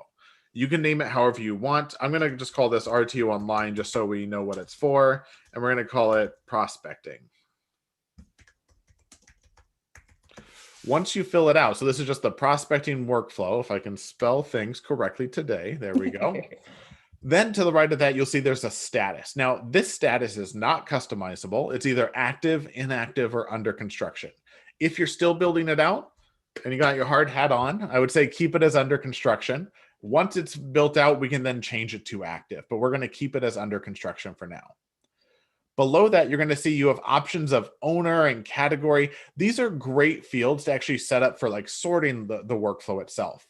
Mm-hmm. The owner of a workflow can be assigned to a user, a team, one of our roles like advisor, associate advisor, or CSA, or even the creating user. That means if I'm the one who starts this workflow from the template, I will be assigned to this field. That's a great option to have. But the owner is really used for high level, like who's overseeing this process. So if I say that the prospecting workflow should always be overseen by a specific team of users, I can say it's always our client service team. So every time we do the prospecting workflow, the client service team is overseeing that process. I can use that for sorting. It does not mean that they are responsible for every single task that's in the workflow. just means they are overseeing the process. And then the category itself is how do I want to categorize this workflow? This is actually pulled from your note and activity categories, so you can actually use that. It's also optional. I don't necessarily need to choose one right now, but if you do want to actually categorize your templates, you can definitely do so. Now below that, we have set the target date. Now, Catherine, for the prospecting workflow, I do want to set the target date immediately, correct? We do for a prospecting, because this one, it's really hey, I got the name. I want to reach out to them as soon as physically possible. So this is actually where we're going to want to put 0 days after creation. Now, I do want to clarify though, if you are doing something where the target date's in the middle, i.e. a meeting date, this is where that number might not make sense, because obviously we're not always scheduling 5 days out, 10 days out. It could be I'm meeting with them on Friday, another person's getting met with 3 weeks from now, someone else isn't for 2 months. So always be aware that you don't have to fill in this actual section. And keep in mind, just to reiterate what Catherine just said, is if I know when the target date is going to be based off of when I start it, so what that means is I know that my prospecting workflows are always going to, the target date should be the same day they start. I know what the target date should be. Mm-hmm. But if the target date is the same day as a meeting, that meeting technically isn't scheduled yet. It's actually going to be a whole bunch of meetings. Every time I schedule a client review, I don't know when the target date is based off of when I'm creating it, so I can keep it blank. Right. So essentially, keeping it blank means target date is to be determined. Yep. It's TBD. I don't know when it is yet, so I'm keeping it blank. But I know for this prospecting workflow, I always want it to start the day of. So I'm putting the target date will be set to 0 days after the creation date. And if I went to math class and I understand this correctly, 0 plus today equals today. You would be correct. Yeah. Now, Perfect. with that as well, correct me if I'm wrong, Curtis, we also have another option when you fill out that set target date of weekends and federal holidays. Yes. So you can actually say exclude weekends and federal holidays. What this does not mean that everything is going to be based off of business days. So it doesn't mean if I say 6 business days, that actually means, what is that? 8, I think, yeah. If there's a weekend involved, it does not mean that. This means that if the target date or a due date for the step or the task falls on a weekend, it will push it to either the Monday after or the Friday before. This is just going to make sure that nothing is ever due on a weekend, but I can still assign due dates to weekends. Just our system will say it's due on the Friday or the Monday if that activity or if that workflow is assigned to the Saturday or Sunday. Exactly. Again, that just helps it. Again, it's not saying that the workflow is now based off of business days. It's still individual days. Yep. All right. So once you build that out, and again, really just the name and then 0 days after creation date is all I need. I can hit create workflow and it throws it into my template here. So in this case, I'm going to scroll down and find that template that we just created right here, RTU prospecting. I open it up and I got a whole page of nothing. Nothing. Yay. Yay. But no, this nothing is actually a good thing. Yes, nothing is good. This is where you can start to pull that whiteboarding process. So imagine if you don't plan it out, when you get to this page, this is that free for all. You're going to click around and just have a really great time. I'll say that sarcastically, because this is where you'll start to plug in data and go, whoops, I forgot about this. Oops, I forgot someone does a task here. Whoops, forgot a step completely. It happens all the time. So whiteboard it out first. So what I've started doing is over here to the right, I have this button, new step. I can create as many steps as I want. Let's actually scroll back over to here, and we actually need 6 steps. Right. So the first 4 are interactions, and the second 2 are either not interested or interested. And so I'm going to build those out just a little bit. We're not getting, like I said, we already have this whole thing built out fully, and we'll show you that that looks out. I just want to show you how to start building it out. So I'm not going to fill everything, just the most important parts. So with this, new step number 1, I want to actually call that interaction number 1. So I can actually come over here, edit the step name, and I can say interaction number 1. I'm going to name it that. Now with that, when you create the step, you get to decide when is the step due based off of the target date. Now we've decided that when we created the workflow, the target date is the same day as the meeting. Okay, or sorry, same day as the day I add them as a prospect. Yeah. So in this case, I want to make sure that maybe the day I add them as a contact, I also reach out and do that first interaction. So step 1 is going to be due on the target date. Perfect. That means the day of the creation, I already have tasks due. I add that. I now come down to step 2, edit that, and I'm going to put interaction number 2 here. Number 2. And now this, what do we have in our template here? This is going to be 3 days after. So I actually put that on my template. So when I go to step due, it's going to put after the target date, and I can say 3 days after the target date. Easy enough. I'm going to continue doing that all for interaction 3 and interaction 4.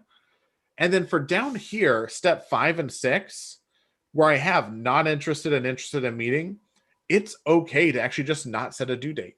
It just means once I get to that step, it won't have a due date, but I can still find those tasks. They'll be at the top because there's no due date. I'll see those first, actually. So in this case, as I continue to build them, you do not need to choose a due date. If you don't choose a due date, it just means that there won't be automatic due dates for your steps. Exactly. Which is definitely fine. Yeah, sorry to interrupt you there, Curtis, but I do want to point out as well, because sometimes we'll get the question of, well, what happens if I don't reach out on 3 days? I reached out 4 days after the target date. Is my workflow broken? Is it completely closed out on me? And the answer is it just stays open. So even if you complete it early or complete it late, once you actually complete it, and we'll go over that with the implementation section, it'll reflect once you've actually done it.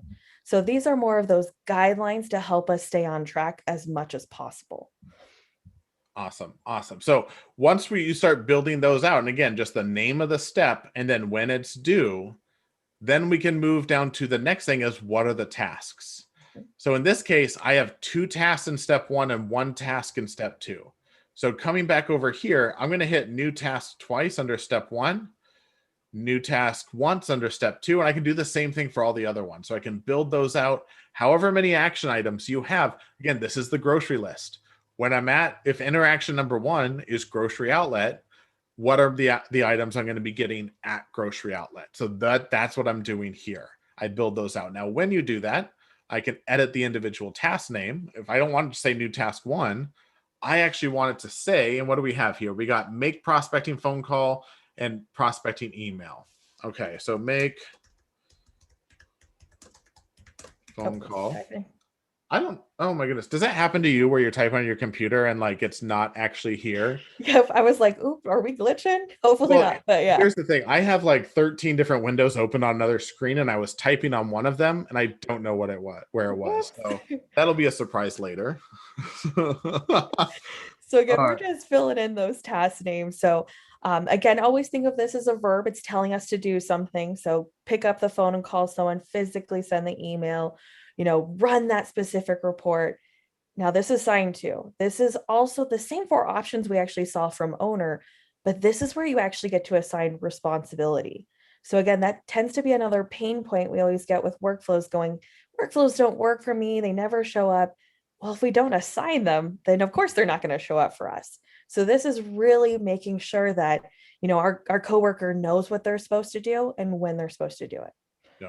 Now, on top of that, like there's a lot of different options. So if I choose user, it means that making the prospecting phone call is always going to be assigned, and we're going to pick on Catherine here. I can say Catherine. That means every time we start this prospecting workflow, Catherine is the only person responsible for this task. If that's how it is, there's one person always responsible, that's a great option to use. Mm-hmm. Another option is saying, hey, it can be anybody on the client service team. So we have like 6 people on the client service team. It means one of them is going to be assigned to this. It's not going to be random. It means they're all assigned to it until one of them does it. So again, if me and Catherine are both on the client service team, if I complete the task, she won't see that task anymore. The next option is role. This is saying, well, okay, the prospecting phone call should be done by the assistant of the advisor. And maybe we have multiple advisors. In that case, I can say that we're going to assign this task to the role of the CSA, or even to maybe the associate advisor or the advisor. What that means is it looks at the contact record, and whoever the contact record has as the CSA, depending on maybe their advisor, that's who gets assigned to the task. The fourth option, which I love this option, means, hey, whoever started the workflow is assigned to this task. So if you're in an office where it says, well, we don't assign tasks based off of who the clients belong to, it's really about who took the phone call. So if I took the phone call and I created the prospecting work, if I started this workflow, I'm going to be assigned to the task. I'm going to make the first prospecting call. And actually, let's use that one. I'm going to actually assign it to creating user. So if I'm the person who starts the workflow, I'm responsible for this individual task. Now, again, I do want to say something here really quick here, because again, it could cause confusion. That role of advisor. So let's edit that task for the second one, Curtis, and let's make that the role of advisor or the CSA for this one. So again, this one's that send email to our prospect here. We'll correct that spelling here. Again, we don't spell great, we don't read correctly, but we can see our very well. So with this one, assigned to with role, this is not saying the servicing or writing advisor that's on the main contact page. There is specifically a section under permissions and roles that say advisor, associate advisor, and CSA. So I know sometimes we'll be like, well, we filled it in, but it's not giving me an assignment. It's because this field in particular might be missing.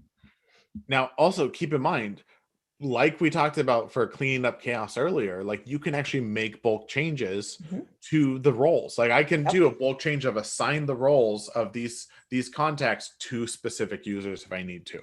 So that's definitely an option. We have a lot of information on our help desk on how to actually manage those roles as well. So in this case, again, you can assign each individual task to different people. This is like, hey, Catherine, if we go to the grocery store together, maybe it's Sunday, it's 1:30 at Costco. No. Sunday, 1:30 at Costco, we're walking in. No. All right. Does that sound like the worst time to ever go to any place ever? Bet. Yes. We're definitely dividing and conquering that. That's what's great about tasks. And it's a divide and conquer situation. It means, hey, Catherine, you take this half of the list. I'm going to take this half of the list. We're at the same store. We're on the same step. And you go get the milk, bread, eggs. I'm going to get the bacon, the beer. I'm going to get get the other items. Divide and conquer. What that means is I don't have to wait for Catherine to pick up the eggs before I pick up the milk. Got it. It's like, it doesn't matter. I am not reliant on her completing a task before I can do mine. That's what's great about the workflows is you can have multiple tasks under one step and saying that as soon as I get my part done, I'm just going to wait until we move to the next step together. Once we get all the grocery items, maybe Catherine got all of hers first and she's just sort of hanging out at the front, holding a place in line for Curtis to grab the rest of his so they can both go to the next store together. Like that's what it is. We're all on giant grocery store runs together, just moving through that process. Right? Supermarket sweep scenario. That's what I'm picturing. I love the remake.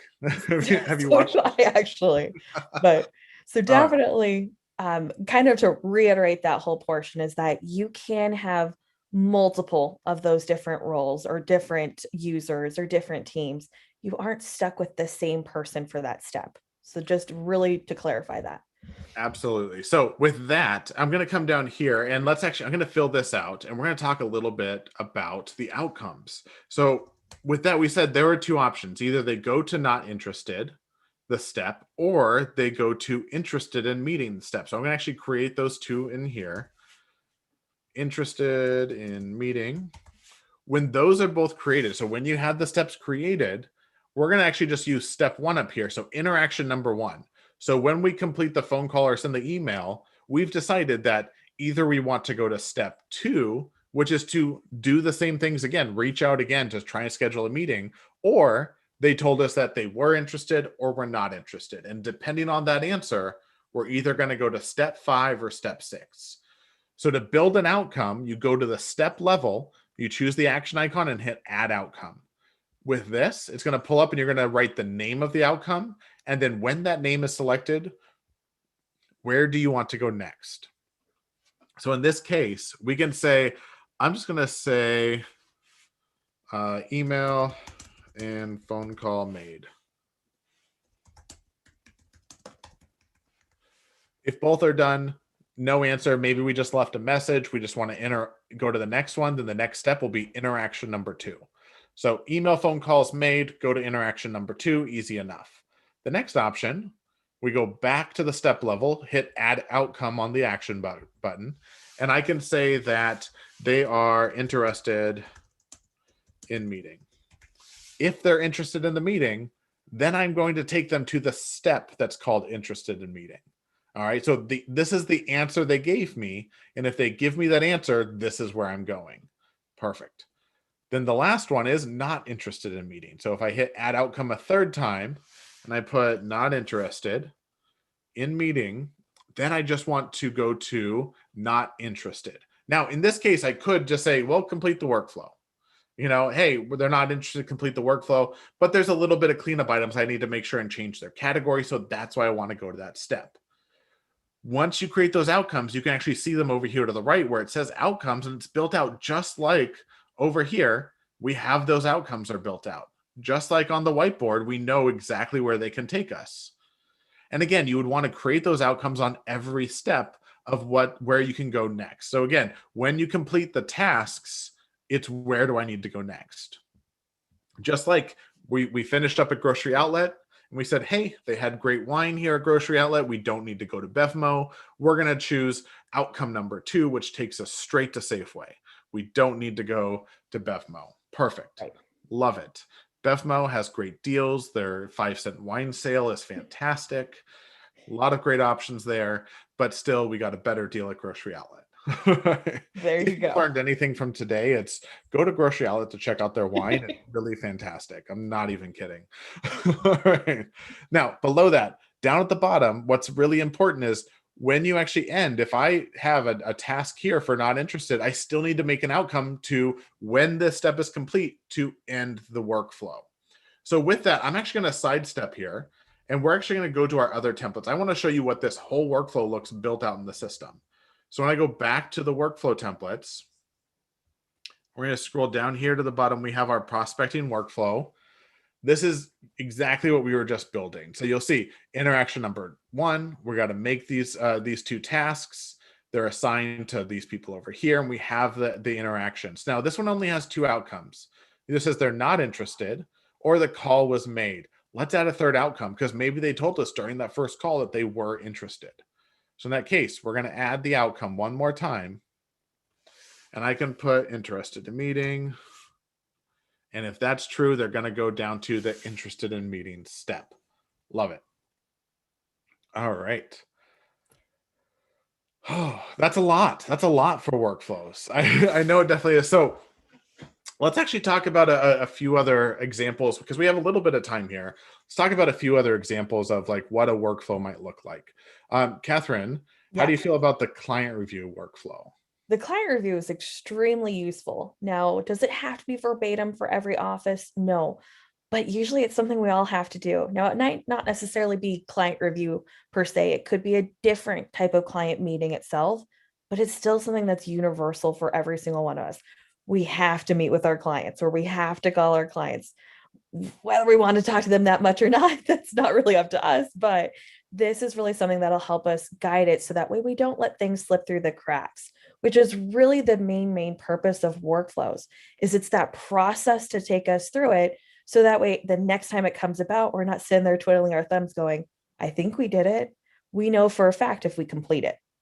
So let's go through this one. Yeah, so with this is 3 steps. We have, in this case, we're going to prepare for the review meeting. We're going to then do review day items, and then we're going to do review follow-up. So it's just 3 steps. But the whole point of this is anytime I schedule a client review, I'm going to prep, execute, and follow up on that meeting the exact same way every single time. Now with this, the tasks, they're still assigned to different people. It's going to tell me I need to run certain reports. I got to confirm the meeting. And then also we have the outcomes that are set up. So what this is based off of if the workflow is confirmed, rescheduled, or canceled. So if the meeting is confirmed, we go to step number 2. If the meeting is rescheduled, we actually repeat step 1. Okay, so hey, they rescheduled for 2 weeks later. I need to redo all of the reports and everything later on. So I'm going to restart this step. Or if the meeting was canceled, we can actually just complete the workflow, Or even we put in two options here. The process ends, and then we can actually give the reason why it ended and complete the workflow. I love that of actually having an outcome to complete the workflow on every step, because you don't know if it can possibly just end for some reason. You need to build that into your system. Now, when you actually do the prep, then it goes down to the execute. What I love here, especially with the last year, is we added in this fifth task in the prepare for review meeting to send the Zoom link. Hey, it's a new thing we're doing. We're doing Zoom meetings all the time. We got to make sure and send them the Zoom link 5 days before the actual meeting itself, so they have that there. If you've made changes to your processes internally during the pandemic or any adjustments like that, your workflow should also adjust any of those adjustments, just so you know we're not going to miss this. It's important that we send it out. We need to make sure and send it.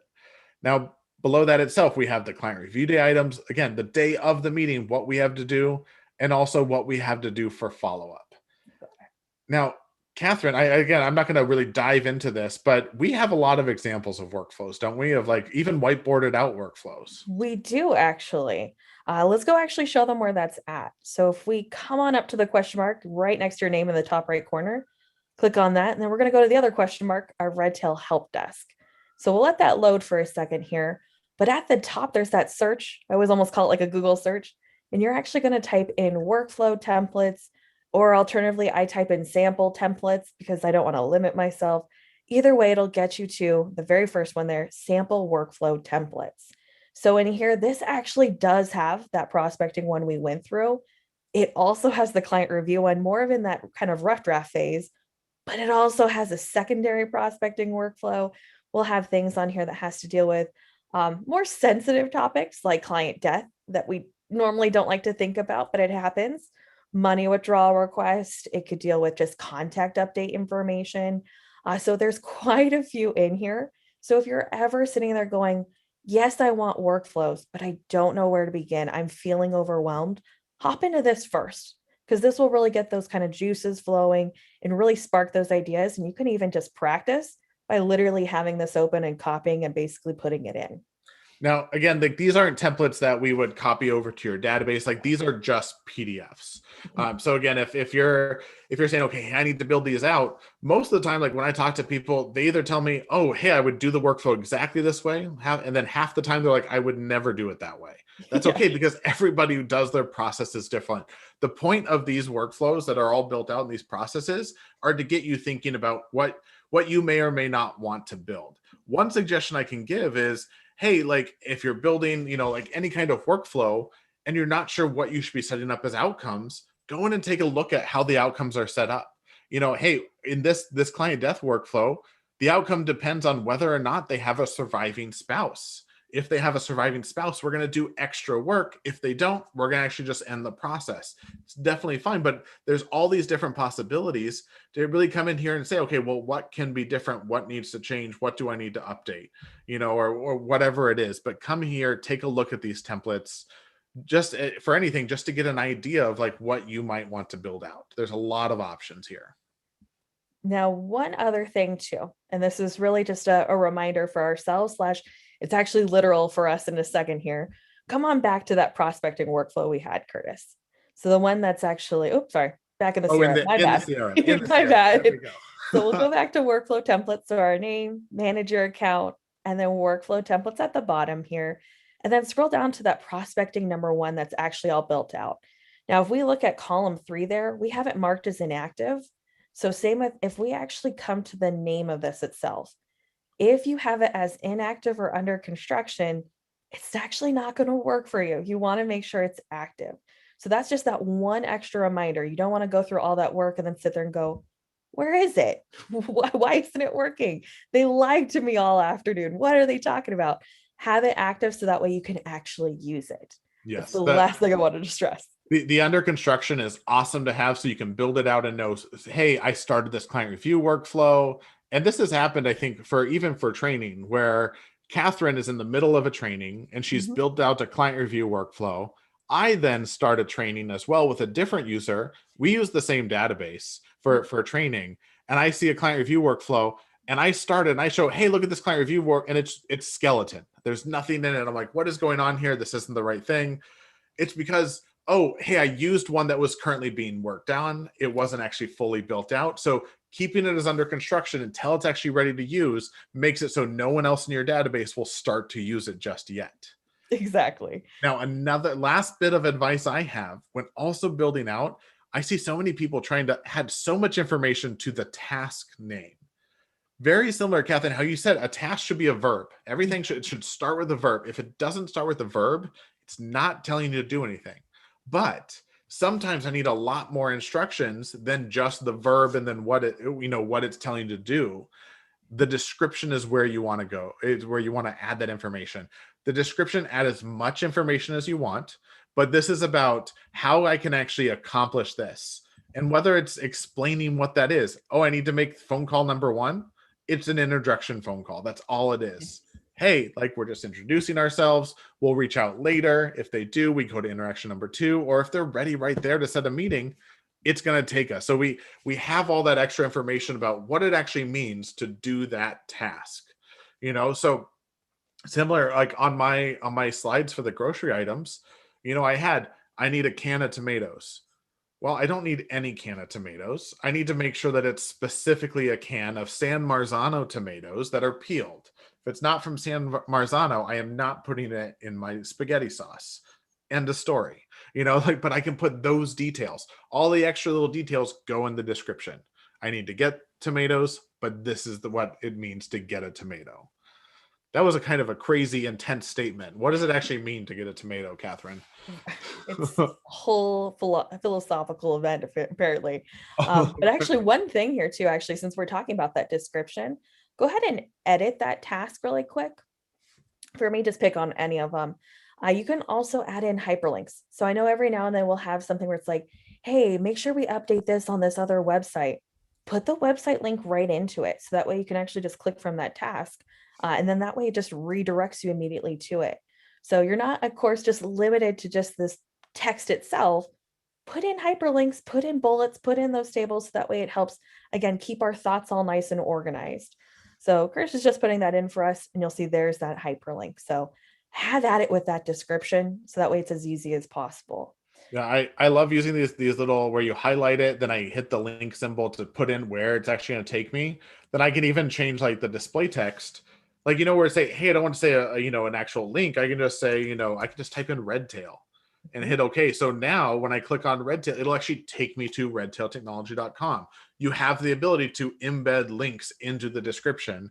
And once it's there and the workflow is there, you can actually click on it. When I click on it, it's going to take me to redtailtechnology.com. Love it. That was cool. I love that. Perfect. We'll go back. We want to stay in here. Yeah.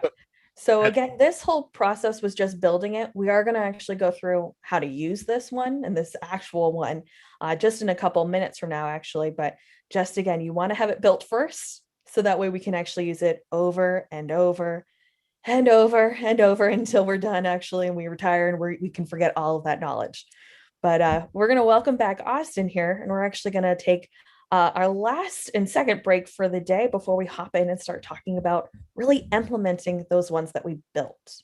So again, this is break time. It's 10 minutes. We are going to be talking nonsense again, most likely. We won't be doing any kind of training.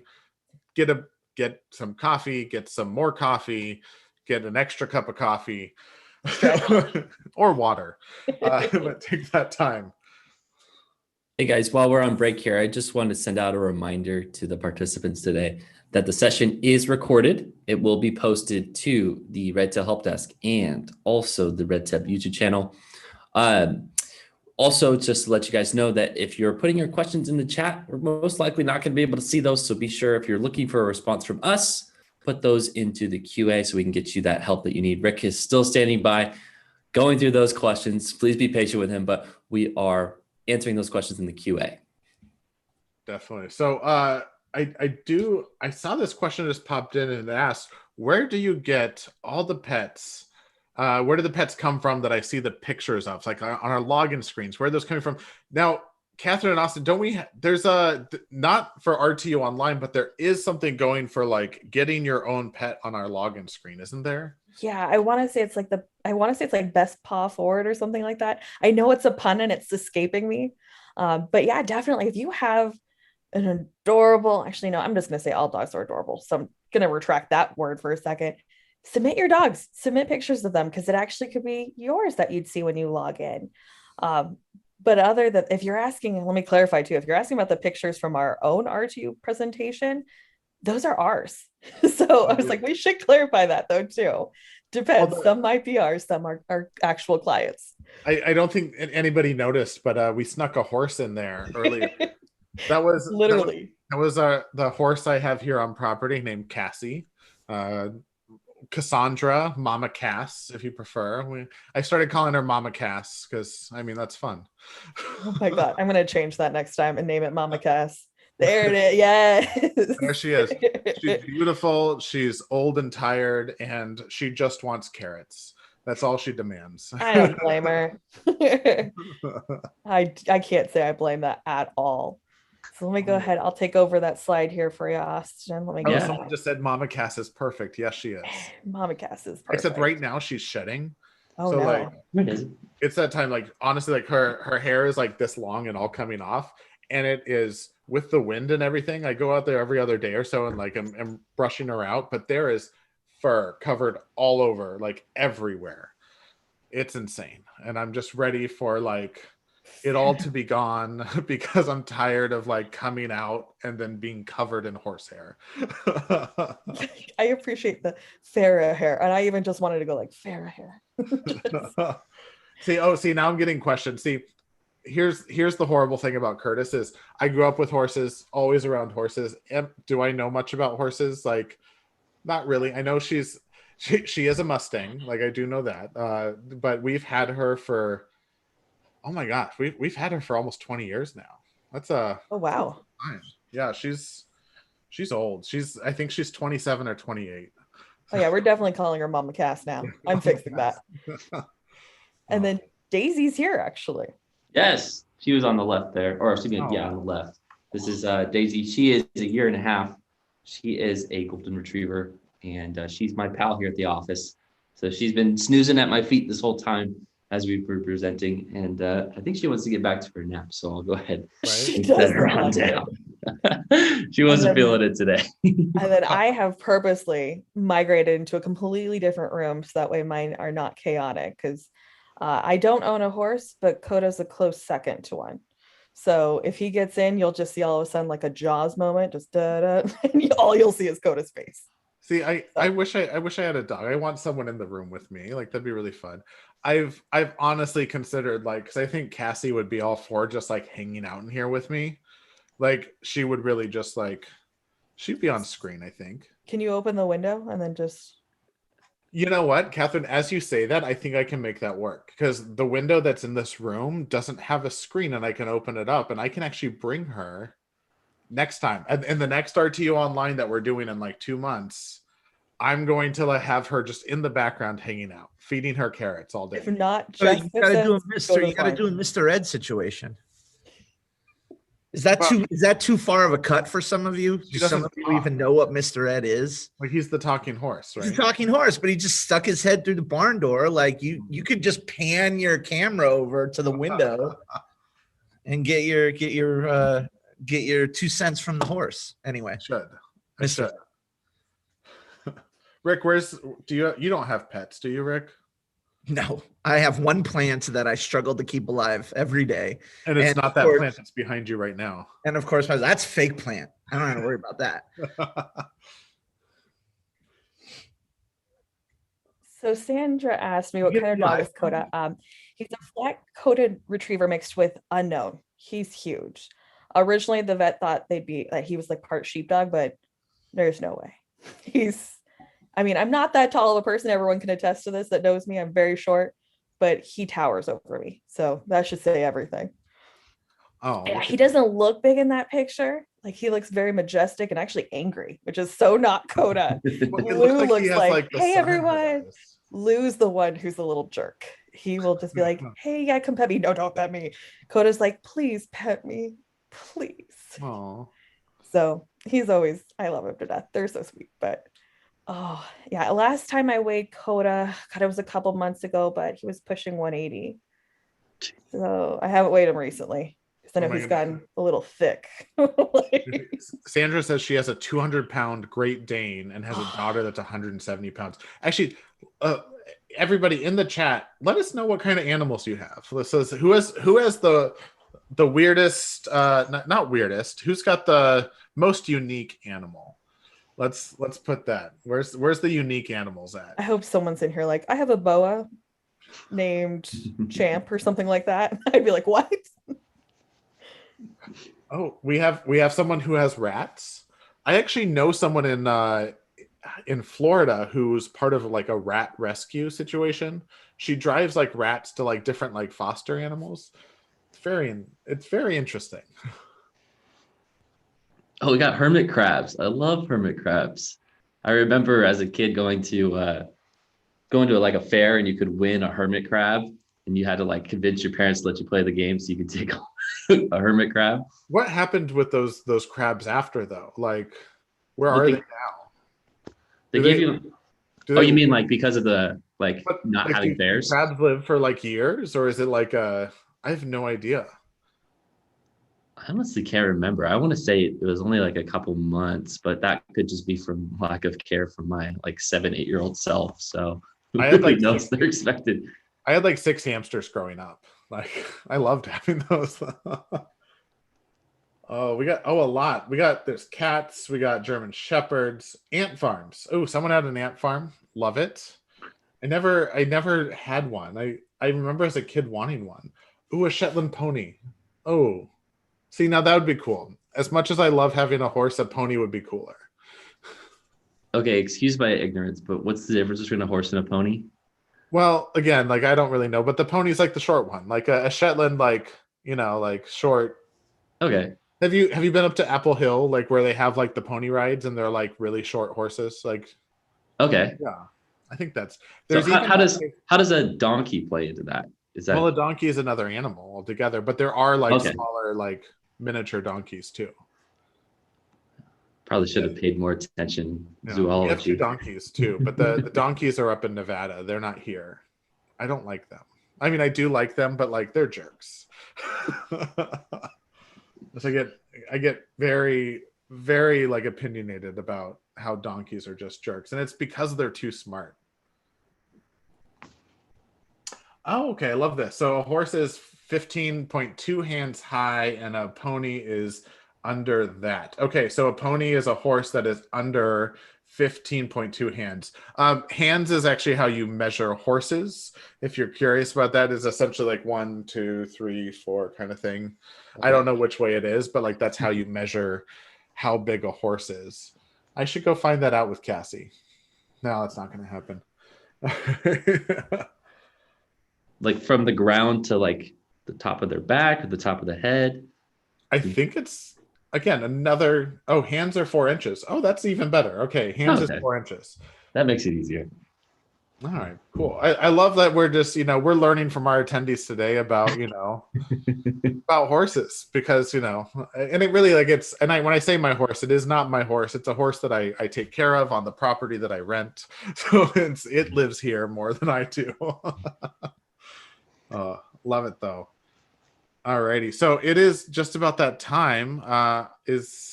Is Catherine? I think so. Again, we're on break right now. So for those of you who are listening to us learn about horses, Red Tail University is more than about that. But we are going to jump back into the next section here. Yes, I will start it off. Here we go. All right, Curtis. Well, I can take it from here. I think Catherine might have got disconnected, but I'm sure she'll be back soon. Bring her back. All right. There she is. There she is. Okay. All right, everybody. So we're going to move into the third and final section of today. This is workflow implementation. So in the last session, we learned all about how to build the workflow template. Now it's time to take that template and we're actually going to put it into action. We're going to apply it into our CRM record and we're going to make it happen. And so here we go. Let's start off with just a little bit of an overview of what we're going to be covering. So the first thing we're going to do is we're going to walk through the workflow. Then we are, oops, sorry about that. Got a little click happy here. So I'm back. Oh, hi, Catherine. Oh, hello. Yeah, Yeah, that was fun. My internet just went down, but God bless my Fi's. So I was like panicking because all of a sudden I'm like talking la la la. And I'm like, what happened to everyone? So everyone, sorry about that. Welcome to a world of technology with me, apparently. But yeah, let's go ahead. Let's talk about this for us. Yeah, I was just going over the introduction and the overview with everybody. So again, we're going to work through a workflow from start to finish. We're going to talk about how we could actually use the mobile app to manage our workflows. And then finally, we're going to get to my favorite part, which is enhancing the workflow process, particularly with automations. Perfect. So, all right. So then, Austin, if you want to keep controlling, we can keep controlling. If not, I can go ahead and share that screen because I am ready to go now. I think I got it. I think we're good. Perfect. Yeah. So then let's start off with, where do we find our workflow tasks? So it's one thing to build it. And it's one thing to have it in our workflow template section, but where else do I actually find what's my responsibility? So I don't know about you, Austin, but my favorite spot to actually look is on the Today page. That's my default login. That's where I'm naturally going to look to find everything that I have to get done. So there's actually 2 spots there alone. One is almost perfectly in the middle of the page. You'll see workflow tasks to do today. Now, that's really helpful for today and today specifically. But if you're like me, where some days just are a little out of control, things don't go according to plan, your internet might go out on you and you don't get it all completed. The good news is that you could still find all of those workflow tasks over in the top left under the actual workflow task section. So there's 2 spots. That's my favorite spot to look. What about you, Austin? Where do you prefer to go?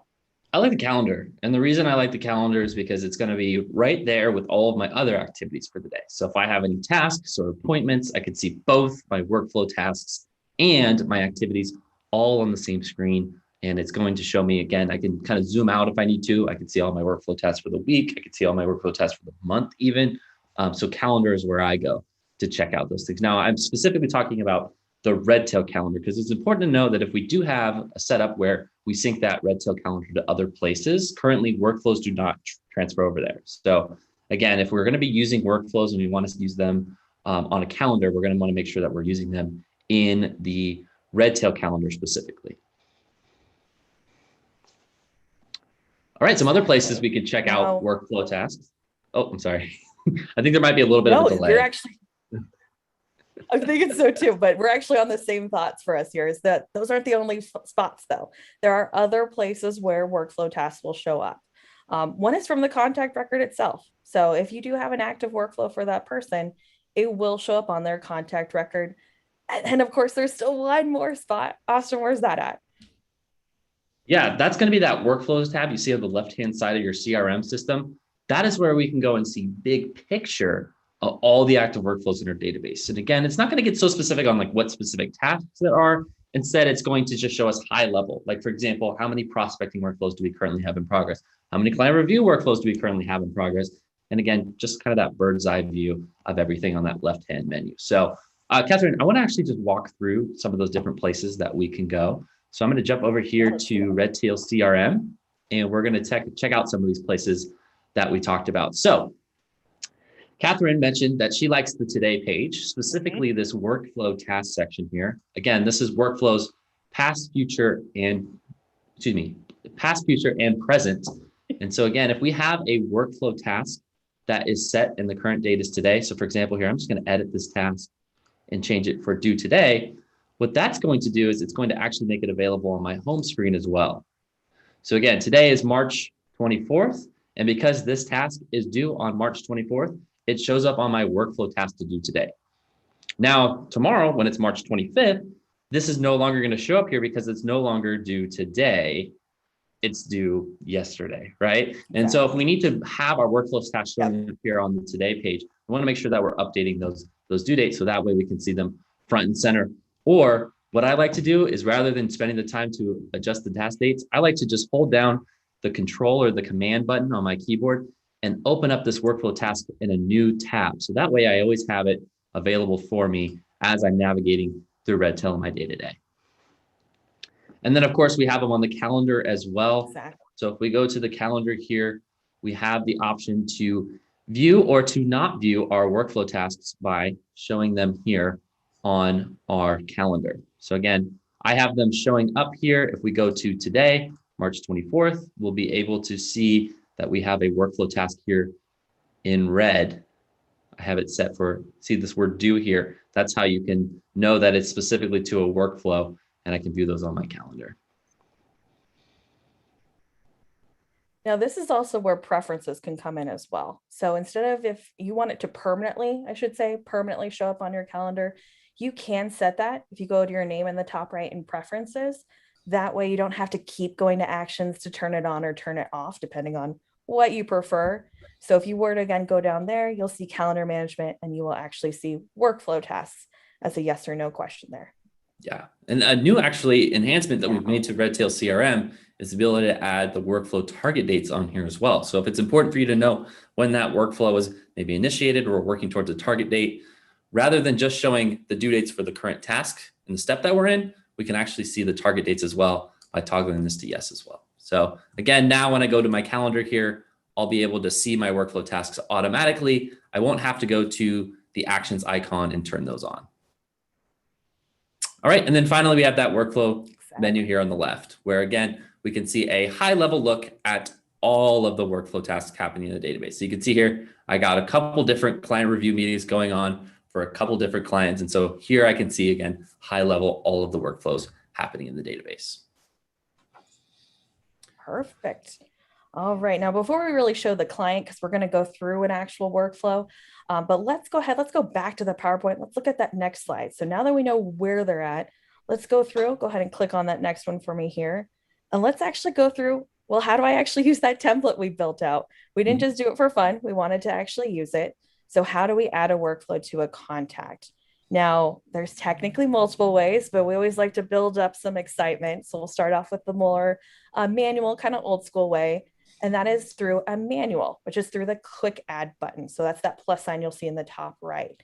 So we're going to actually go ahead, we'll go through this, and we're going to actually add it to a prospect that we do have in this system. So I'm going to go ahead, let's see here. So let's go ahead, come on up to that plus sign for me. Actually, Catherine, before we do that, Austin's reminding me of something. Yeah, I want to make sure that we actually have it turned on, right? We talked about the difference between an under construction and an inactive workflow and an active workflow. So before we use a workflow template, we want to make sure that that workflow template is turned to active. So I'm going to go to my name here, choose the manage your account section, and we are going to choose workflow templates. Let's find that prospecting workflow that we've been working on. There it is. And look at that. It's already turned to active. And in case it wasn't, don't worry. We could always choose to just edit the template here and we could toggle it to active. So now that it's turned on and we've ensured that, we can go ahead and start the workflow process. So Catherine, we're going to quick add. Come on down to workflows. And then we're going to choose our template. Now we have all of our different templates that we have set to active, and we can go ahead and choose our workflow. Now, could we have made this even one tiny little detail even easier for us? Yes, definitely. Instead of starting on the today page, what I can do is navigate over to a contact record. So in this case, I'm going to use Brad Taylor here. Oops. There he is, Mr. Brad Taylor. And to start a new workflow now, I'm going to do the same thing, plus button here, choose workflows. And then we're going to choose the template for prospecting. Now, the thing that's different here is the contact name is already filled out. Because I'm starting on Brad's record, Redtail's going to assume that this workflow is in fact for Brad. And so it's going to automatically fill in that tab. Another thing you can do about workflows that I find helpful is you can actually edit the workflow name as well. So if there was, if you want to change the title from what you titled as the template, so we can say here, if we maybe want to put the person's name inside the title, we can go ahead and add that as well. Which that can be very, very useful, especially if you have, let's say you get like a list of prospects from maybe something like a Dave Ramsey where you're entering in multiple. If everything's named the same, it can get a little confusing at just first glance. So I definitely agree with Austin. Take that time to really make this workflow name unique so it's easier to find kind of in that shuffle of it all. Yeah, so my process is prospecting, but in this specific instance, we're prospecting for Brad Taylor, and we're going to prospect for financial planning services. All right, and then the template kind of took care of a lot of this work for us. It filled out our owner and our user. We put in the category. The target date was automatically set. And then, of course, we also choose to exclude weekends and federal holidays. Now, what does this mean, Catherine? So really with the excluding weekends and federal holidays, this is coming back to what Curtis was saying earlier, and the fact that if a task falls on, say, this coming up Saturday, hopefully none of us are working on Saturday. We don't want that task to show up. We want it to see either at Friday or Monday when we're back in the office. So I do recommend having that checked off unless you are diligently working on the weekend. But to really clarify this whole section, yes, this did pre-fill based off of our template, but it doesn't mean you can't change it still. So should you need to have changed that target date? I get it, things happen. Should you want to change that category? Again, you can make that happen. So just because the template pre-fills it that way doesn't mean that you're stuck with that particular one.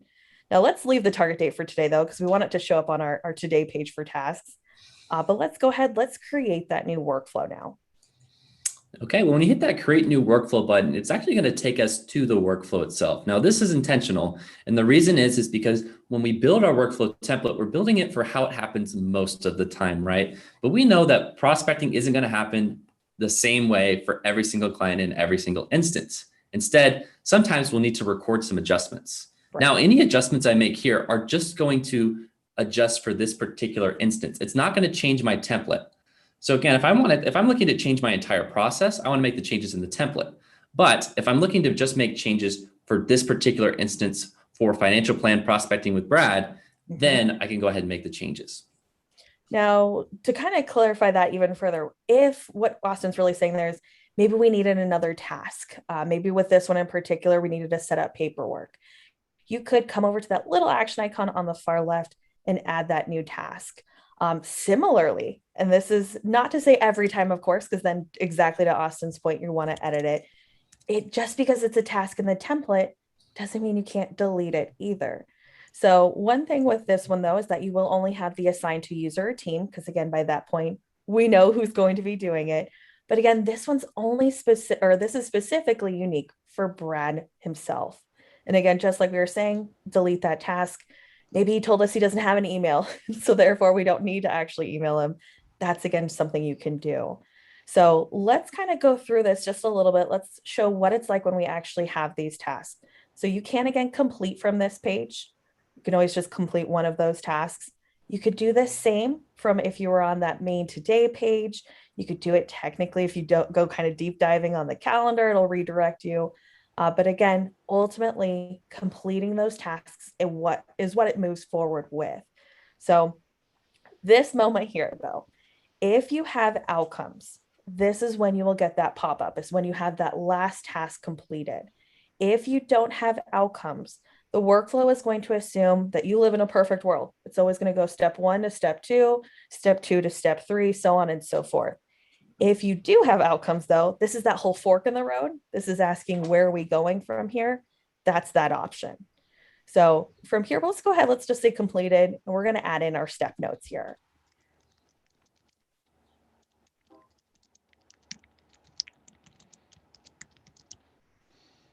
Okay, and we'll complete the step here. Perfect. And then, of course, it's removed from our workflow task to do today because, again, there's nothing to do further for this today. But if we go over to our workflow tasks or that new tab that we opened up, we'd be able to see that we have a workflow task here to follow up with Brad in a couple days' time. Got it. So now let's go ahead. Actually, let's click on that actual workflow itself. Click on the name. Let's come back into it because I want you to see what it actually looks like when we're on step 2. So that first one's going to actually say when you completed it. So coming back to what I said almost an hour ago now, it seems like, if you don't complete it the day it's due, it's not the absolute end of the world. It'll reflect once you've actually completed it. And at that point, that's when you'll have that second step, third step, whatever step we're on, open up at that point. Now, Austin, correct me if I'm wrong, but there's actually even one more place we can technically look to find these workflow tasks and workflows that are currently open. Is that correct? That's right. It's our new and improved Redtail mobile app. So If you haven't already, I highly encourage you to open up your smartphone, go to either the Apple App Store or the Google Play Store, and search for Redtail. You're going to find an application. It's got a white background with a red dog. And this is now your Redtail CRM in your palm, right? We have access to all kinds of client information, including workflows in our mobile application. So, Catherine, do you want to show it off for us? Yes, I do. Let's see if this wants to cooperate for me here. There we go. Okay, so this is actually what the mobile app looks like when you first log in. So it'll have kind of your tasks to display here. But if I click on this little 3 bars at the top, I will now have workflows on that list. So by default, it's going to go ahead and list off all of those workflows. So think of this as that left option on the left navigation. Oops, let's get rid of that for a second. And then if I click this My Task, kind of in the top right here, it's actually going to shift specifically to those tasks that you have to do today. So if I went ahead, this one's past due. If I finally got that all completed, I can actually swipe to the left, click that little green check mark, and go ahead and go from there. Now I'm going to jump ahead a little bit, and I'm going to find that one we have for Brad. I want to say it's at the bottom here. We scroll, we've got a lot of tasks, so we'll get this loaded here in just a sec. But if at any point you have anything where, hey, we can complete it, just check that off. Complete. So it's literally really simple. If you're like me, who kind of multitask, even just going to the kitchen to make lunch, you can have this open like this and just do a quick little whoop, swipe right there. Now, if you do need to make any changes, maybe I didn't get this height completed here. When I swipe over to the left, I can actually click that little edit as well, which is where I can actually change this date. Let's say this is going to be due that day, confirm. I can even change who it's assigned to. So maybe I'm going to take over this one specifically, update that task. So it's very similar to what you'd be doing in terms of the CRM itself, but it's literally in the palm of your hands. So I highly recommend, like Austin, get that up here so that way you can actually literally see what's on your agenda to get done. So again, everything that's here, we'll even see the task due dates. I can also click here, do the same kind of thing, check it from here. So there's multiple ways, but this is really an easy way to figure out what you have going on and really to see all of it in one kind of laundry list for me to get done. Yeah. The coolest part is it's actually going to sync in real time with our CRM. So as soon as we hit that checkbox, it's the same thing's happening on our desktop, right? We don't have to wait. There's no kind of delay. As soon as Catherine hits that checkbox, we're on to the next task or the next step in that workflow. So let me see here. Let me so anything we have here. So I'm just going to kind of check into one here. Let's see, I'm going to do this top one. This one's for Bruce here. So I'm going to pick on a task. Let me actually get to one because I realized we're on a different database. That's one thing I realized. So this one's actually assigned to no context checked up. Let's go ahead. I'm going to mark that here. If I were to log into the database, I'm going to see, I'm going to share that screen again. Let me come back to my main one here. And I'm actually going to come to that database. If I actually look over into my section now, over here under this active tasks, this actually went ahead and updated all of this information. So even if I see them over here, this is that update date of birth. If I actually check it off, which I had it right here on my hand, I know you couldn't see that right now, update that list, that date of birth task is now gone again. So if I do this little referral source, I know again, I'm in the background, I complete that one here, refresh my page yet again, that referral source is gone. So that's that whole purpose of really getting it so that way, even if I complete it on one side, I'm still going to see it completed even from this database as well. So really make sure you complete them. It doesn't matter if you complete it from this list, if you go kind of old school, you navigate into it from here. If you go to the contact record, if you go from the calendar, if you go from the today page, ultimately complete them. So that way it's moving forward with that process. All right. So we've got that mobile app. So I've got like everything popping open with my phone there. Now we've got the mobile app going here. What other options do we have? Now I did say earlier, we had 2 ways of technically launching a workflow. One again is from that little plus sign at the top. It's that kind of manual. Come on up to the plus, you scooch us out of the way. Come over here, workflows. That's one way. Now that's not technically wrong. There's nothing wrong with it. If you prefer to go that route, hey, more power to you. But I can safely say, speaking for both Austin and myself, we like to make things a little bit easier on us. So we're going to actually talk about that secondary option, which is talking about what is an automation. So an automation by definition is if certain events occur within your database, further actions will happen automatically.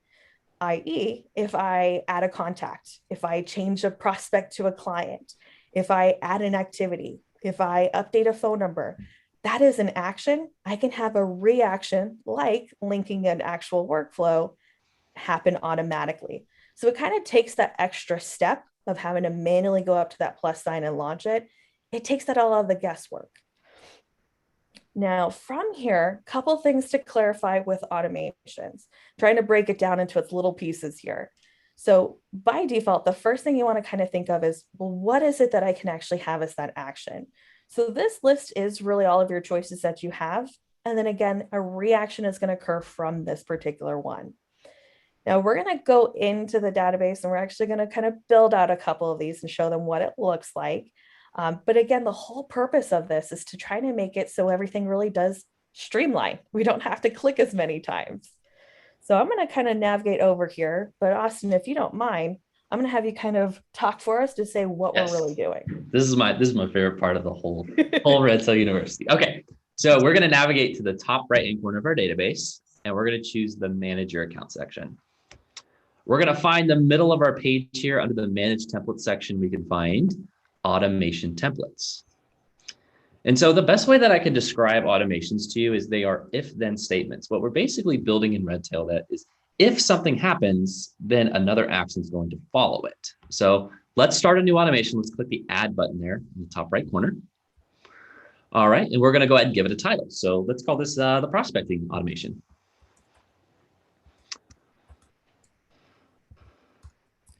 Just so I know, just in case. All right, so then we're going to choose our trigger event. This is the if part of the statement, right? So if we, in this case, I'm going to use contact added. So if we add a contact, then we're going to click on do this action to put in the reaction part or the then part of the statement. We're going to link workflow from template and choose our prospecting process. There you are. All right. Now Great. that's it, Now, right? well, not quite. As excited as I am to start this automation, we need to understand what we just did here. So we said that if we add a contact, then we want to start an automation. But isn't there instances where when we add a contact, we might not want to do a prospecting workflow? Of course there is, right? So we really only want to add the prospecting workflow when we add a prospect to the database. So I'm going to add some conditions. And for conditions, I have two options. I have if all conditions or if any conditions. Now, in this case, I'm going to start with if all conditions, and I'm going to add a new condition. So the condition is the contact status is going to be equal to, and the item value is going to be prospect. So what this means is it's not negotiable, right? It has to be equal to prospect when the contact is added in order for the automation to trigger. Now, there's the other side of the coin, which is if any conditions are true. And what that means is we can actually have multiple criteria. So in this case, I'm going to do some categories, right? So we set up our status. Let's do our categories and do a new condition here. So I'm going to do contact category equal to, and let's choose hot. Go ahead and add that condition, and then add in a new condition for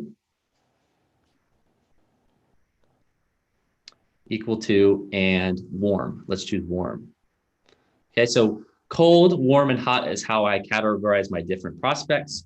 And so I have to either add the contact in as a hot or a warm prospect in order for this automation to trigger. So even if I meet that first criteria, if all conditions, even if I put them in as a prospect, if I put them in as a cold prospect, it's not going to trigger the automation.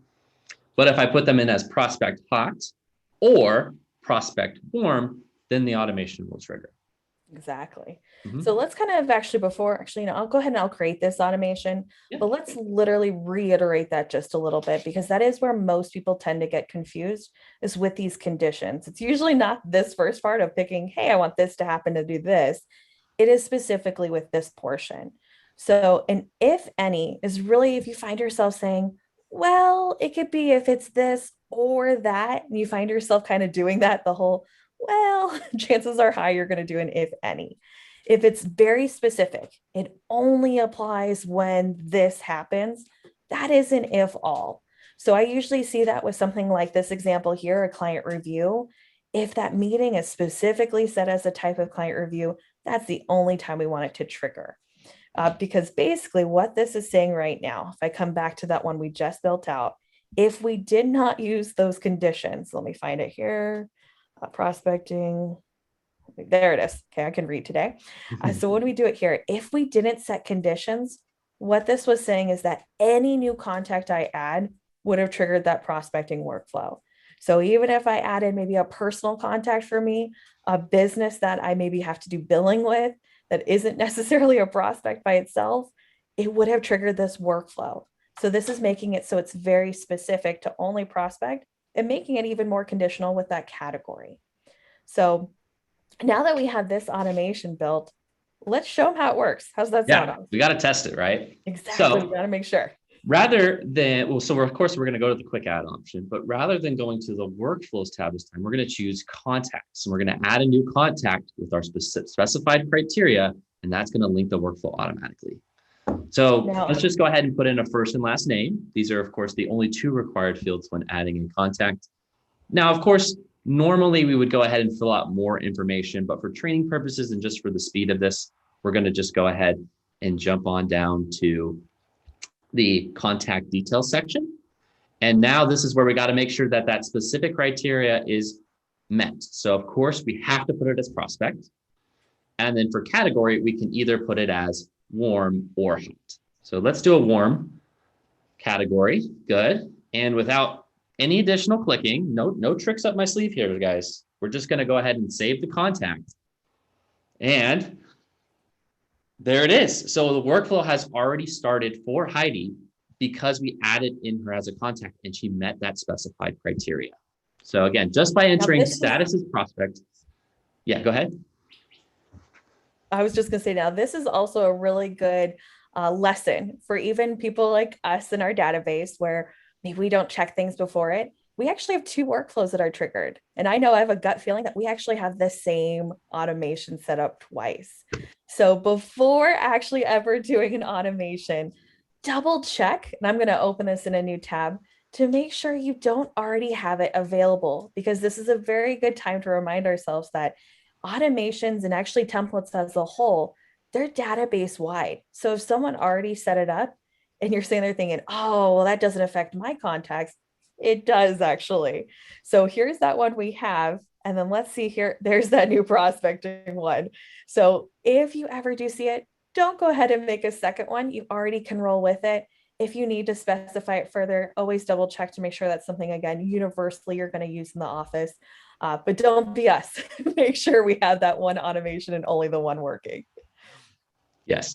Hey, Catherine, I want to kind of address a question that I saw earlier in the QA section. So let's just go ahead and open up either one of those workflows here. And I want to talk about workflow notes and kind of how they are intended to operate within Redtail. So let's just go ahead and let's complete interaction number 1. Okay, so we can go ahead and complete the step. Good, and it's going to ask us about an outcome, and we're going to enter in our step notes. So let's just go to interaction number 2, and we have this box here for step notes. Now, I want you to know that step notes are about the process specifically, okay? So if I'm providing an update to my team members about what's happening in this specific workflow, I'm going to put that in under the step notes, okay? Let's go ahead and complete this step here. And then we can go ahead and see the step notes as we navigate into the next step. So yeah, if we need to click into it, we can see the step notes by clicking in either of those 2 places as Catherine is demonstrating. Now, there's another type of note that we might want to enter in when we're doing workflows as well. And that is when we learn some new information about the contact specifically. Okay, so let's say in this example here, we got a hold of Heidi and we started talking, we're prospecting and we're saying, hey, I'm an advisor, I provide services. And Heidi lets us know that she has $40,000 in student loan debt. Now, I'm not going to want to put that in as a step note. And the reason why is because it's not really specific to this process. It's more so something that should be known about Heidi. So what I like to do, actually, Catherine, is you see where it says that linked contacts button there? Yeah, so this can be found on any workflow page here, and we can go ahead and open up Heidi's record in a new tab to go ahead and enter in that as a note.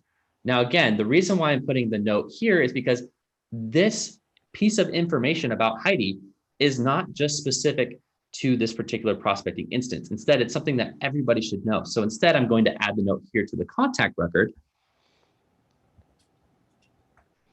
Catherine's informing that she has $40,000 in student loan debt.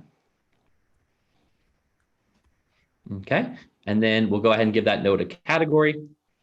Always important to categorize our notes. Oh, let's just do it as client meeting. Actually, not. Yeah, they'll do something like that.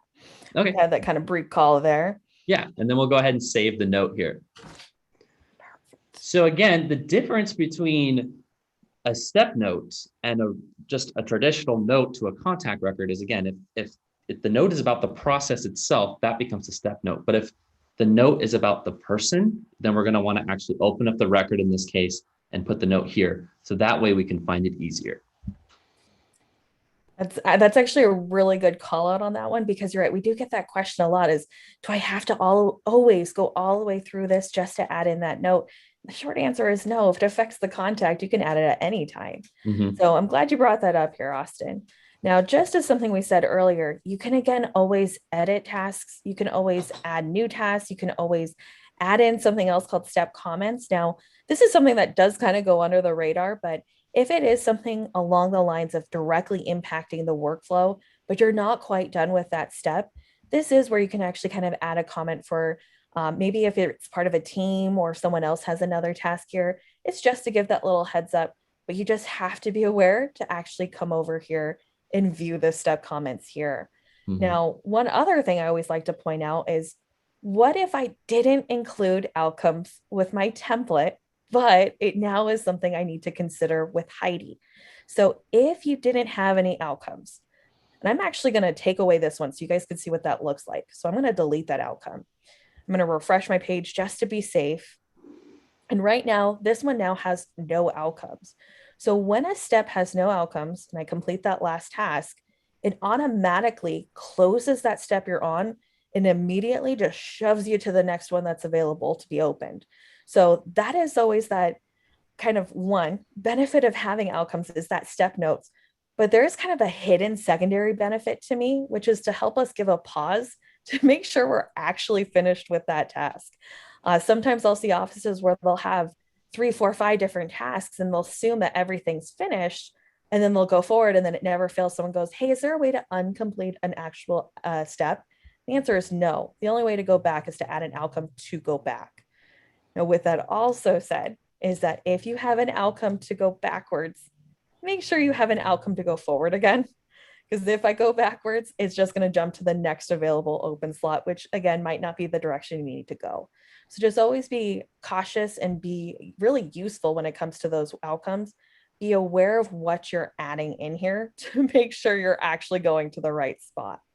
Yeah, I call it adding an outcome on the fly, right? So of course we build our outcomes in our template for, things where we anticipate where we might need to go forward or backwards or so, but sometimes it's impossible to know. We can't always build the perfect template that's going to happen every time. And so if we need to, we can always just put in that outcome to either go backwards, to maybe skip ahead, or in some cases, we just want to put in a step note, right? And so if we don't have an outcome there and we want to enter a step note, I would just add a quick outcome that takes me to the next step. And then when I complete it, I can go ahead and put in the step notes. Got it. Now, Catherine, I want to show another part about notes as well. So can we actually just go through and complete this workflow? Yeah, so let's go ahead. I'm going to go ahead and say complete step. Now I'm actually going to say she's interested really quick. So we're going to get to that last one, which is also going to show what this will look like in a second. Now this last one, I'm going to complete it again. Now everything's all finished. Mark is finished. Complete my step. That's what's going to complete it. All done. All right. So the workflow is finished. And so just like when we complete activities, when we complete workflows, they're actually going to transform themselves into notes. So if we go to Heidi's notes section here, we can see that we have a workflow that's been completed on this day and on this time. Okay. Now, if we needed to go back and reference some of those step notes, what we would need to do in this case is we would actually need to click on that hyperlink there for prospecting #1 workflow to open it up and then we can go ahead and visit those step notes. So yeah, go ahead. Sorry, I'm going to interrupt really fast. So there's actually one other way too, before we get too, far down the drain and forget about this. You can also click the actions button. So you're not even leaving this page and clicking that step notes. So this is really useful sometimes when we have really kind of from the advisor perspective, where the admin completed everything and we're wondering, hey, why did this take longer than normal? Or, wow, we got through that really quick. What happened? That's again, really what those step notes are telling us. It's telling us that story, but I don't want to leave this page. I can click actions and step notes and view it all right from there. Catherine, I have a confession. I did not know that existed until just now. See, we're still learning things. I've always just trained myself to click on the hyperlink to open the workflow, but that is so much faster, right? If I have my note for my process, I just choose actions and boom, there's all my step notes. Wow. Yeah. Okay, guys. Well, there you go. Now, again, I still think what we learned earlier still applies, right? If we're going to make a note about IDs particularly, we want to put that into the actual notes section. Yeah. So that way we don't have to go through the step notes each time we're trying to, maybe prepare for a client meeting. But wow, that's a really cool tip. Thanks for sharing. So, yeah, one other thing though to still keep in mind, when you actually do click into the hyperlink, if you did skip outcomes like we did, we were on interaction number 3, we didn't have to do interaction number 4. She told us we were interested right then and there. You're going to see this skip by outcome. So that's again where that outcome comes into play. You're not creating that false data saying, oh yeah, we also completed that. It just adds further to that story. So sometimes you still want to click into that hyperlink to get really the whole detail that went into that workflow. Okay, Catherine, I kind of want to step back from just one particular workflow, and I want to talk about workflows database wide. So a lot of times we'll have some training sessions with database admins, and it's kind of their responsibility to make sure that the work keeps getting done. And so they need an ability to report on some of those workflow tasks. So I want to talk a little bit about reporting on workflows. So let's head over to the left-hand menu and choose reports. Then we're going to go ahead and scroll all the way down to the bottom. And that's because workflows start with a W. So they're listed at the bottom. And I want to show you the workflow task report.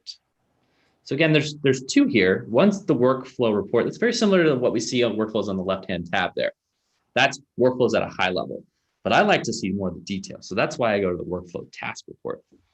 So here on my workflow task report, what I can do is I can hit this filter option here, and I can look for specifically the types of workflows that I want to find. So let's set our date range here. I want to look at last month, Catherine. Can we go back to February 1st, and let's go all the way up to today. Okay. And I just want to make sure that there aren't any workflow tasks that are falling through the cracks. So let's look. Let's go to the user here, and I want to specifically hone in on Tucker. I want to make sure that Tucker, he's a little bit new to the office, so I want to make sure that he understands workflow. He's getting his things done. So let's go ahead and apply those filters. And we can see if there are any open workflow tasks that are assigned to Tucker over the last month. So here we have about 10. So what we might want to do here is we might want to export this to Excel, or even click that PDF button here to create a printout for Tucker to just say, hey, Tucker, I noticed that we have some workflow tasks that are falling past due. And so if you can you go ahead and prioritize these items so that way we can keep the workflow process moving along. So again, if you find yourself in that database admin type role where it's kind of your responsibility to make sure that everybody else in the office is doing the things that they need to do, workflow task report is going to be your best friend, because it's going to show you all of the workflow tasks in the database that are either open, completed, or both. And I'm going to even expand on that even further, because I actually, from literally a personal experience, I have an office who they meet every Friday still. So every Friday they have a staff meeting and they go over what's outstanding, but also what was completed. So they can kind of say, hey, yeah, here's some positive reinforcements. We're doing our job. We're doing it right. So you can not only look at just the open activities, you can also see open and completed within a specific date range from that user or everyone in particular. So I'm going to leave it as Tucker, but just add it for open and completed. And you're going to see it's not only just 10, it actually expands to 63. So this could also be very useful for kind of answering that secondary question of, hey, they not only still have 10 outstanding, but if there's someone who's normally really on top of things, am I assigning them too much work? Is it possible that they're maybe getting just overloaded? So that's always another useful tool when it comes to this workflow task report, is to really help us answer, how is everyone literally doing with everything? So are some people just being rock stars, or some legit not doing anything. Yeah, definitely. Definitely. I also just thought of like, you can almost kind of gamify this too, right? Like making like maybe having a competition to see, who can complete the most workflow tasks in a given time period, and kind of maybe reward or incentivize that type of behavior to kind of encourage your team to start adopting workflows and start using them. Exactly. Now, Catherine, I wanted to ask you another question. So my office just recently started using workflows, and I'm getting so many emails about workflows, and it's just like flooding my email box. Where are those coming from, and how can I get rid of them? they're coming from me directly, and I'm not going to stop. No, I'm kidding. So that is actually going to be another preference item. So if you come up to your name and then come on down to preferences, this is actually its own little section in a way. So if you scroll down, I want to say almost perfectly halfway down the page. Yep, actually about perfect. You're going to see notification options. So with workflow specifically, there's actually 6 different lines here. So what this is saying is that if you're an attendee, AKA if you had this task here, that's that attendee portion, what that is saying is that you would normally, if this is set to yes, get an email for when it's assigned. So when it's first launched, updated, AKA when you complete things, and 2, when it's actually all finished. So there are times like Austin's describing where it could be way overwhelming with how many things you're receiving. Feel free to turn these off if that is the case for you. Now, always keep in mind preferences are user specific. So if you like getting those notifications, because again, that helps you just kind of keep track of everything, leave those to yes. It's not going to affect anyone else if they set theirs to no. So again, you have 3 options for workflow attendees, but you also have 3 options for that workflow owner. So again, coming back to, let me see if I can kind of get this one here. That's that whole owner option here. This is that really, hey, I need to be in the know. That is actually really useful sometimes with that notification. So if you don't have any task in there, but you want to know when that notification was launched or when it's been working on or when it's done, feel free to use just the yes for the workflow owners themselves. So this is where you're going to control that. Again, make sure you actually save those preferences. Again, it's user specific, but this does control how many emails you'll actually get with workflows. So yeah. Good call out. Yeah, no, I say that because it is a question that we get a lot, but understand that there is some real value here that these email notifications can provide. So I'm not going to stereotype here, but maybe you have that advisor who has a difficult time, checking his workflow section, right? Logging into Redtail and marking his workflow items as complete. Being able to have them receive an email when it's their turn to do a workflow might actually encourage the behavior of logging into Redtail to complete those. So they can actually be used really strategically. But again, if you don't want to see emails, right, you spend your day in Redtail like Catherine and I do, and you don't need your email inbox, then you can go ahead and turn them off, turn them to no. But if you do have that person who, just needs a little extra nudging to get those workflow tasks done, then you're of course going to want to turn it on for them under the preference menu. Perfect. So just to kind of give a little quick recap and a couple little more tidbits to go through it as we edge the near time of our time here. Again, make sure your actual workflow is active. Otherwise, you can't actually use that workflow.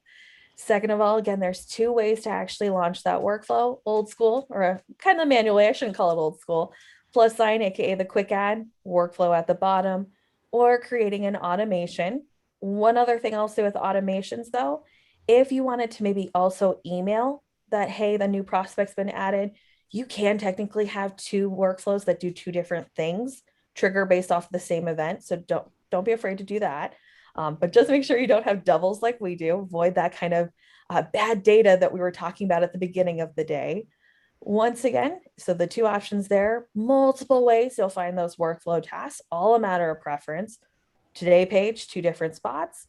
Workflows on the left, or the calendar itself. Again, that's also a preference. Or again, the contact itself, you'll always find them here. So multiple things. There's multiple ways to make it work. Ultimately though, make the workflow first. Otherwise you can't use it. And it's definitely the whole process. So make sure you have it under the templates. So that way you can use it over and over and over again. Catherine, since we have a little bit of time left, do you think we can make a couple more automation templates? Yeah, let's do it, actually. All right, awesome. They're my favorite. I was kind of hoping for 2, and I'm like, I don't know if he's up for it. Let's do it. Okay, let's do a couple of other examples. So let's go ahead and add a new one. This is one that I think every database should have. And it's just making sure that everybody's in the know if we were to have a contact pass away, unfortunately. Again, we want to be sensitive to that information. And so we want to make sure that everybody on the team's on the same page. So I'm going to call this the deceased client automation. Or there you go, notification as well. Yeah. So what we're going to do is we're going to set our trigger event this time to contact status changed. Okay. And so actually, I'm going to put a description on this one just so I can remember exactly what this does. And what this does is it sends an email to my team when a contact status is changed to deceased.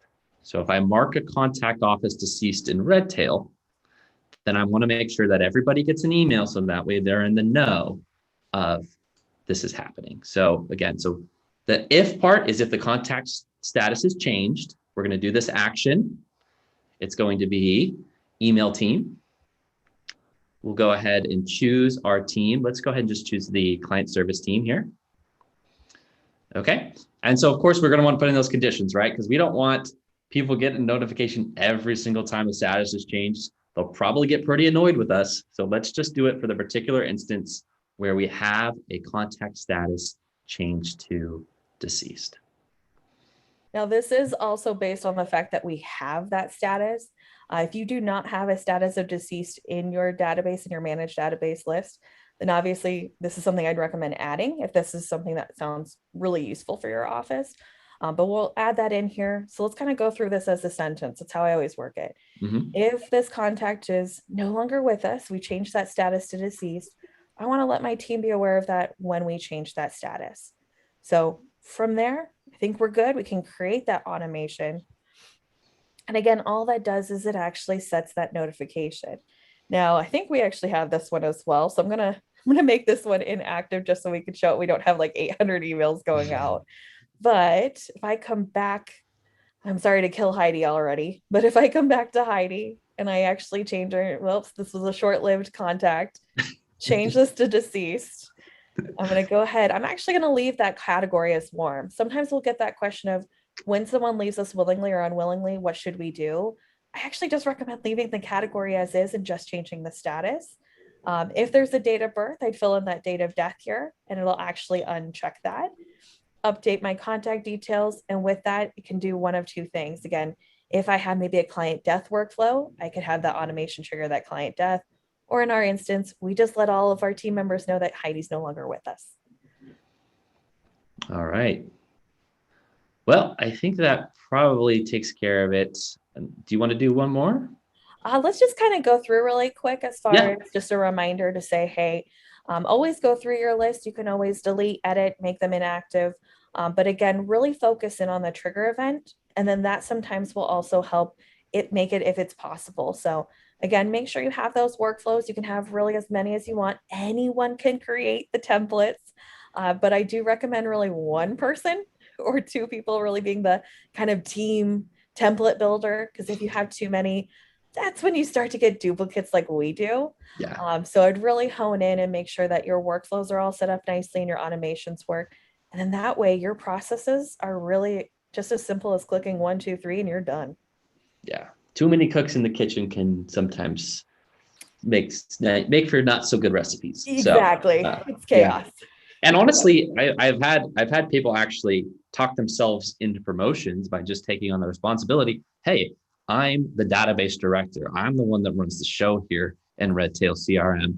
And so if you want to make some changes, you want to do some templates, they all got to come through me. And, hey, there's some job security. There's some, when it comes time for that employee review, right? There's some good advocacy for yourself to say, hey, this is the value that I create for this firm. So consider it. If you're spending the time here on Redtail University Online, you might be a great candidate to make yourself the director of data for your database. There you go. We just gave you a basically inductee title to join us. So with that, we're actually going to kind of wrap up here with some questions. We'll invite Curtis back, and if Rick wants to join, I'll give him the option. He can choose to stay kind of incognito if he wants. But yeah, I guess he could come.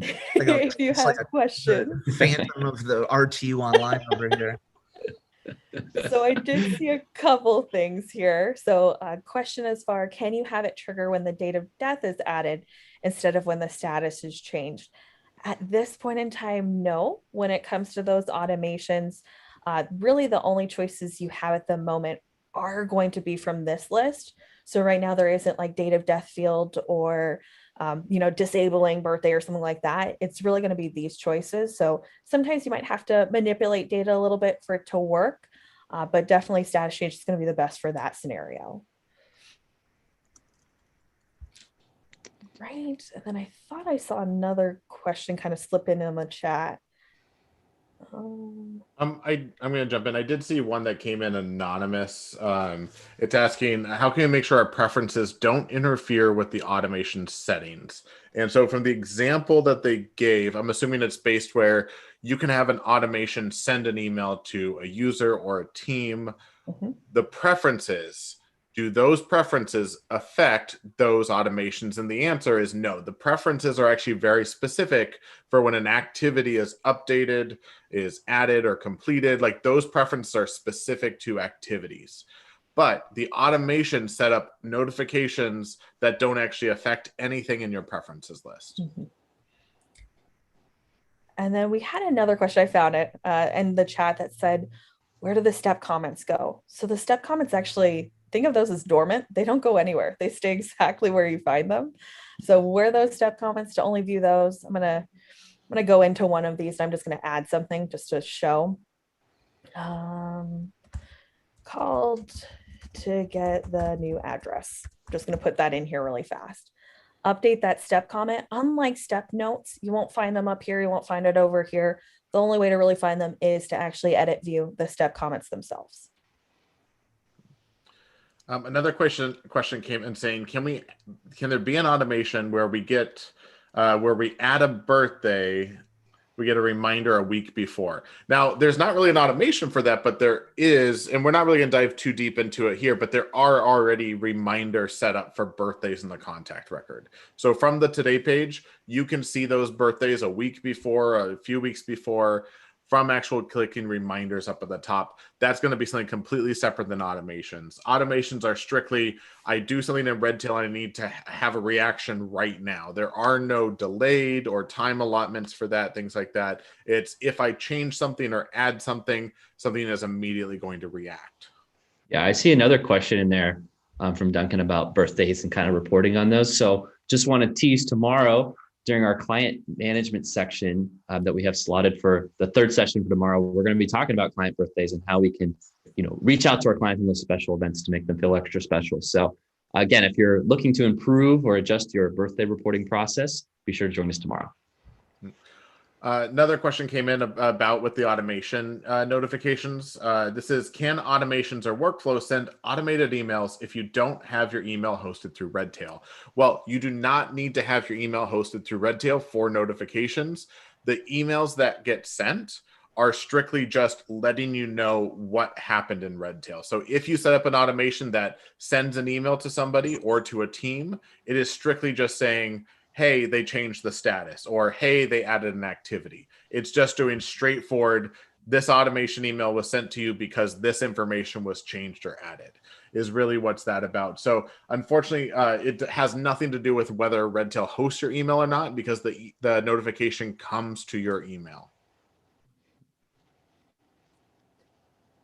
Oh, saying, and looks like you also said you meant to say add clients, prospects. Redtail does not send anything directly to your clients. If something needs to get sent to your clients, that needs to come directly from you by actually sending an email. We will never send any kind of automated email to any of your clients or prospects. Correct.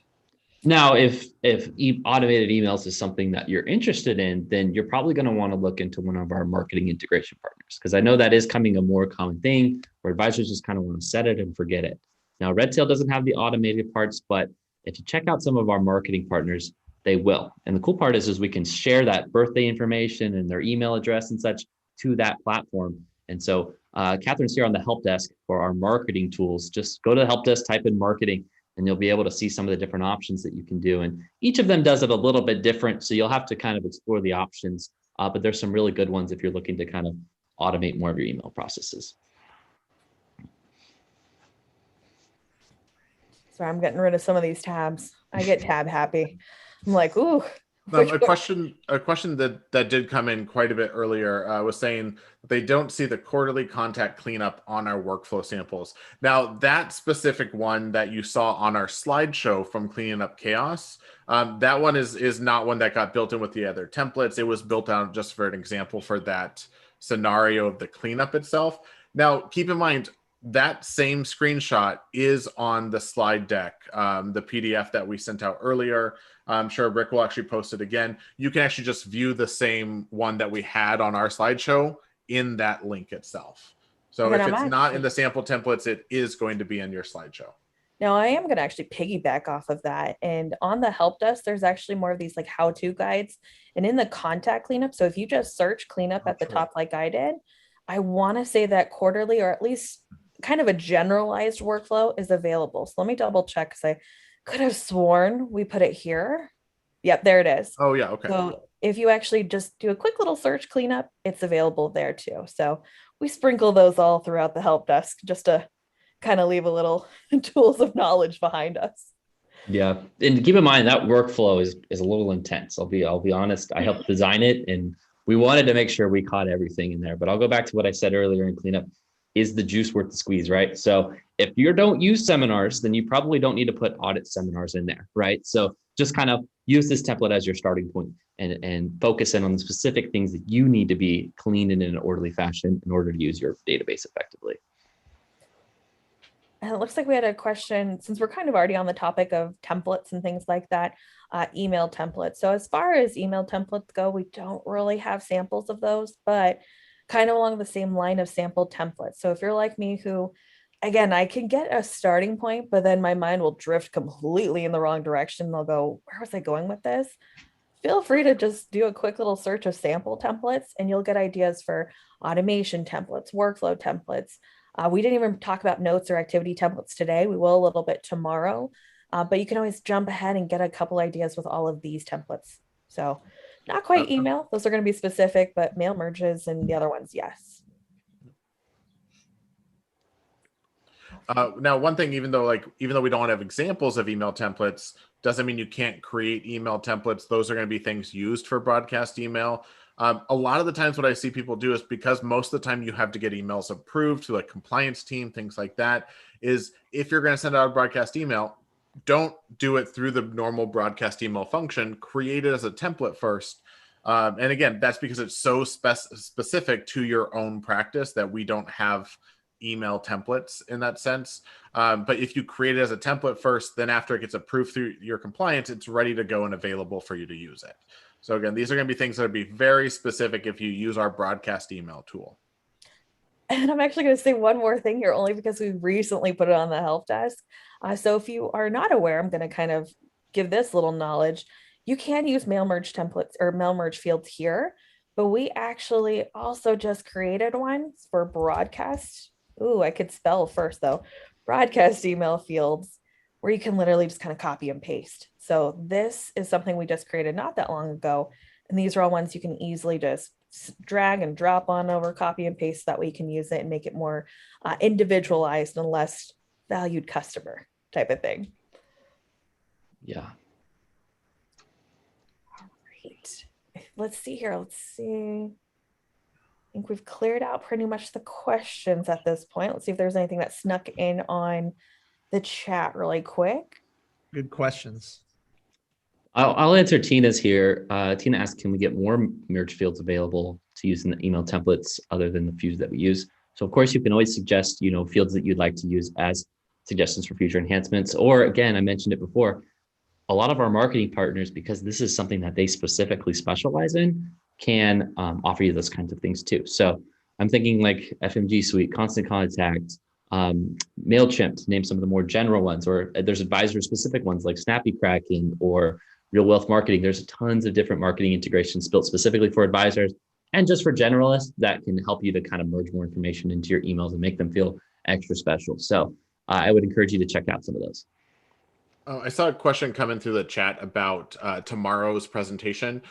If you need the Zoom link for tomorrow, it's the exact same link you clicked on today. So if you were able to join today, it's the exact same link you're going to click at the exact same time tomorrow, and you'll be able to join with us here. And then we do have a question on if we're going to cover seminars. So I don't believe we have anything strictly centered on that particular tool, but just as a kind of overhead reminder, we do what's called like those Thursday webinars, and we did do one just completely deep diving seminars. So if you are on the help desk, hop into the training section, recorded live webinars. There is one, let me see if I can find it. Red Tail Essential Seminar. This is everything you ever need to know about seminars. That could be a good starting point. So if we don't answer tomorrow, I guarantee you'll get the answer from here.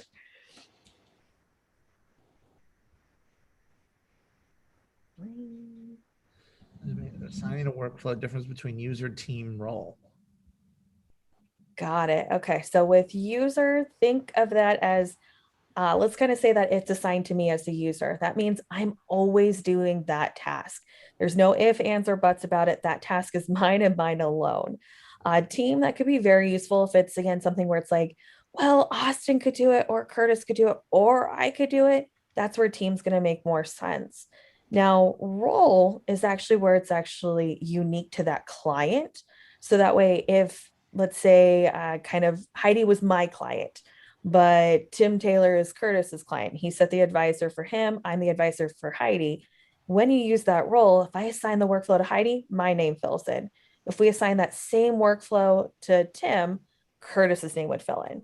So it makes it so it's more client driven rather than more user driven. And then I don't think you asked about creating user, but creating user is really that person launching that workflow.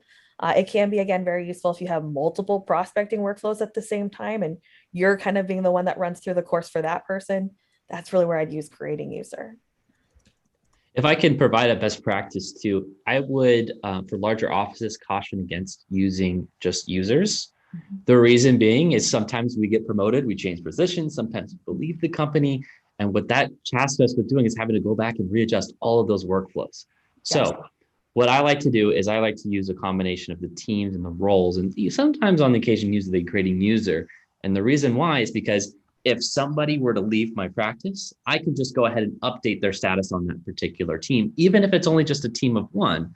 And that doesn't have me go through every single one of my workflow tasks and adjust that workflow task to maybe that new person that we have taking over that responsibility. So teams are, for me personally, the most preferred. And that's just because I've worked with a lot of offices who found themselves in that situation where, hey, we had someone get promoted and now we got to assign the responsibilities. They got to go through and change them all. So consider using teams or roles mostly. But of course, if you're like a one-man shop or a one-woman shop, then you might consider just using the user because it's just you, right? Yeah. Awesome. Actually, Catherine or Austin, whoever's showing the screen, do you mind putting up the slide for tomorrow's agenda too? Yeah. We have a few people just asking for it. Yeah, totally. totally. We'll go ahead and wrap up. There was some feedback. Also, another big thing that I want to mention to people is that oftentimes when you ask a question or something like that, if the answer is no, like for example, like, can we change the titles of the roles? Well, the answer is no right now, but that's a big piece of feedback that we're constantly getting about doing that. And that might be something that's coming up in the future, like advisors, associate advisor, CSA. What we've seen offices do is just completely disregard those titles and assign whatever they want. Like associate advisor, some people use that for admins, and things like that. So keep that in mind as well. It's a funny piece of tidbit information to give everybody, but you don't always have to use the fields in the CRM as they are written. I know that's weird, but that's one of the fun parts about finding solutions for offices is Redtail's an out-of-the-box CRM. So sometimes customization is going to be a little bit limited, but that doesn't mean that we can't help you think of another way to approach it. And if you do take Rick's suggestion of using a field different than how it's intended, I highly suggest you have a style guide, like we said in the first section. Create a style guide so you can define what that field is actually used for. If it's not written down somewhere, there's a really good chance that somebody's going to use it how you are not wanting to intend the use. Yeah, or they'll call a set of a training with us and we'll say, this is how you use it. And it's not, that's not Exactly. That's what we would use it as, right? So yeah, definitely make sure you put that somewhere concrete. Oh, I see what Megan's been asking. I'll answer Megan in the chat. And then we'll probably want to wrap it up. Yeah, so agenda's up for tomorrow, guys. We're going to be kicking it off same time, 9 a.m. Pacific. That's 12 p.m. Eastern for you Eastern folks. We got 3 topicals that we're going to cover. So we're going to talk about the sales cycle, how to build your database to get more clients or work people through your sales processes. Then we're going to do onboarding. We're going to focus in on onboarding for an hour, taking prospects and making them into clients. And then finally, we're going to conclude with some client management, setting up a nice client review process. We're going to talk a little bit about celebrating your clients with their birthdays and their anniversary since they first became a client. And so it's going to be a lot of great information. We hope to see you back.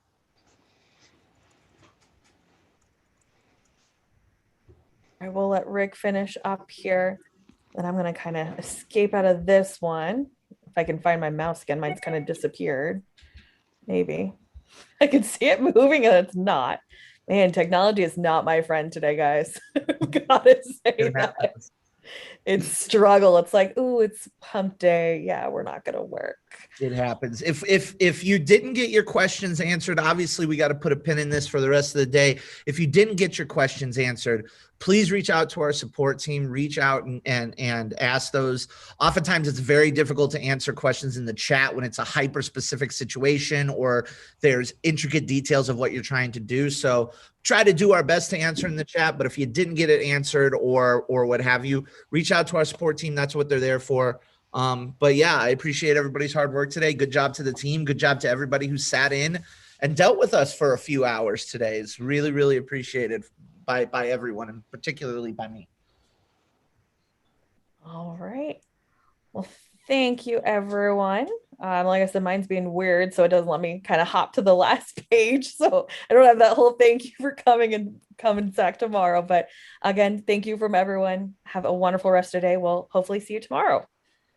Adios, everybody.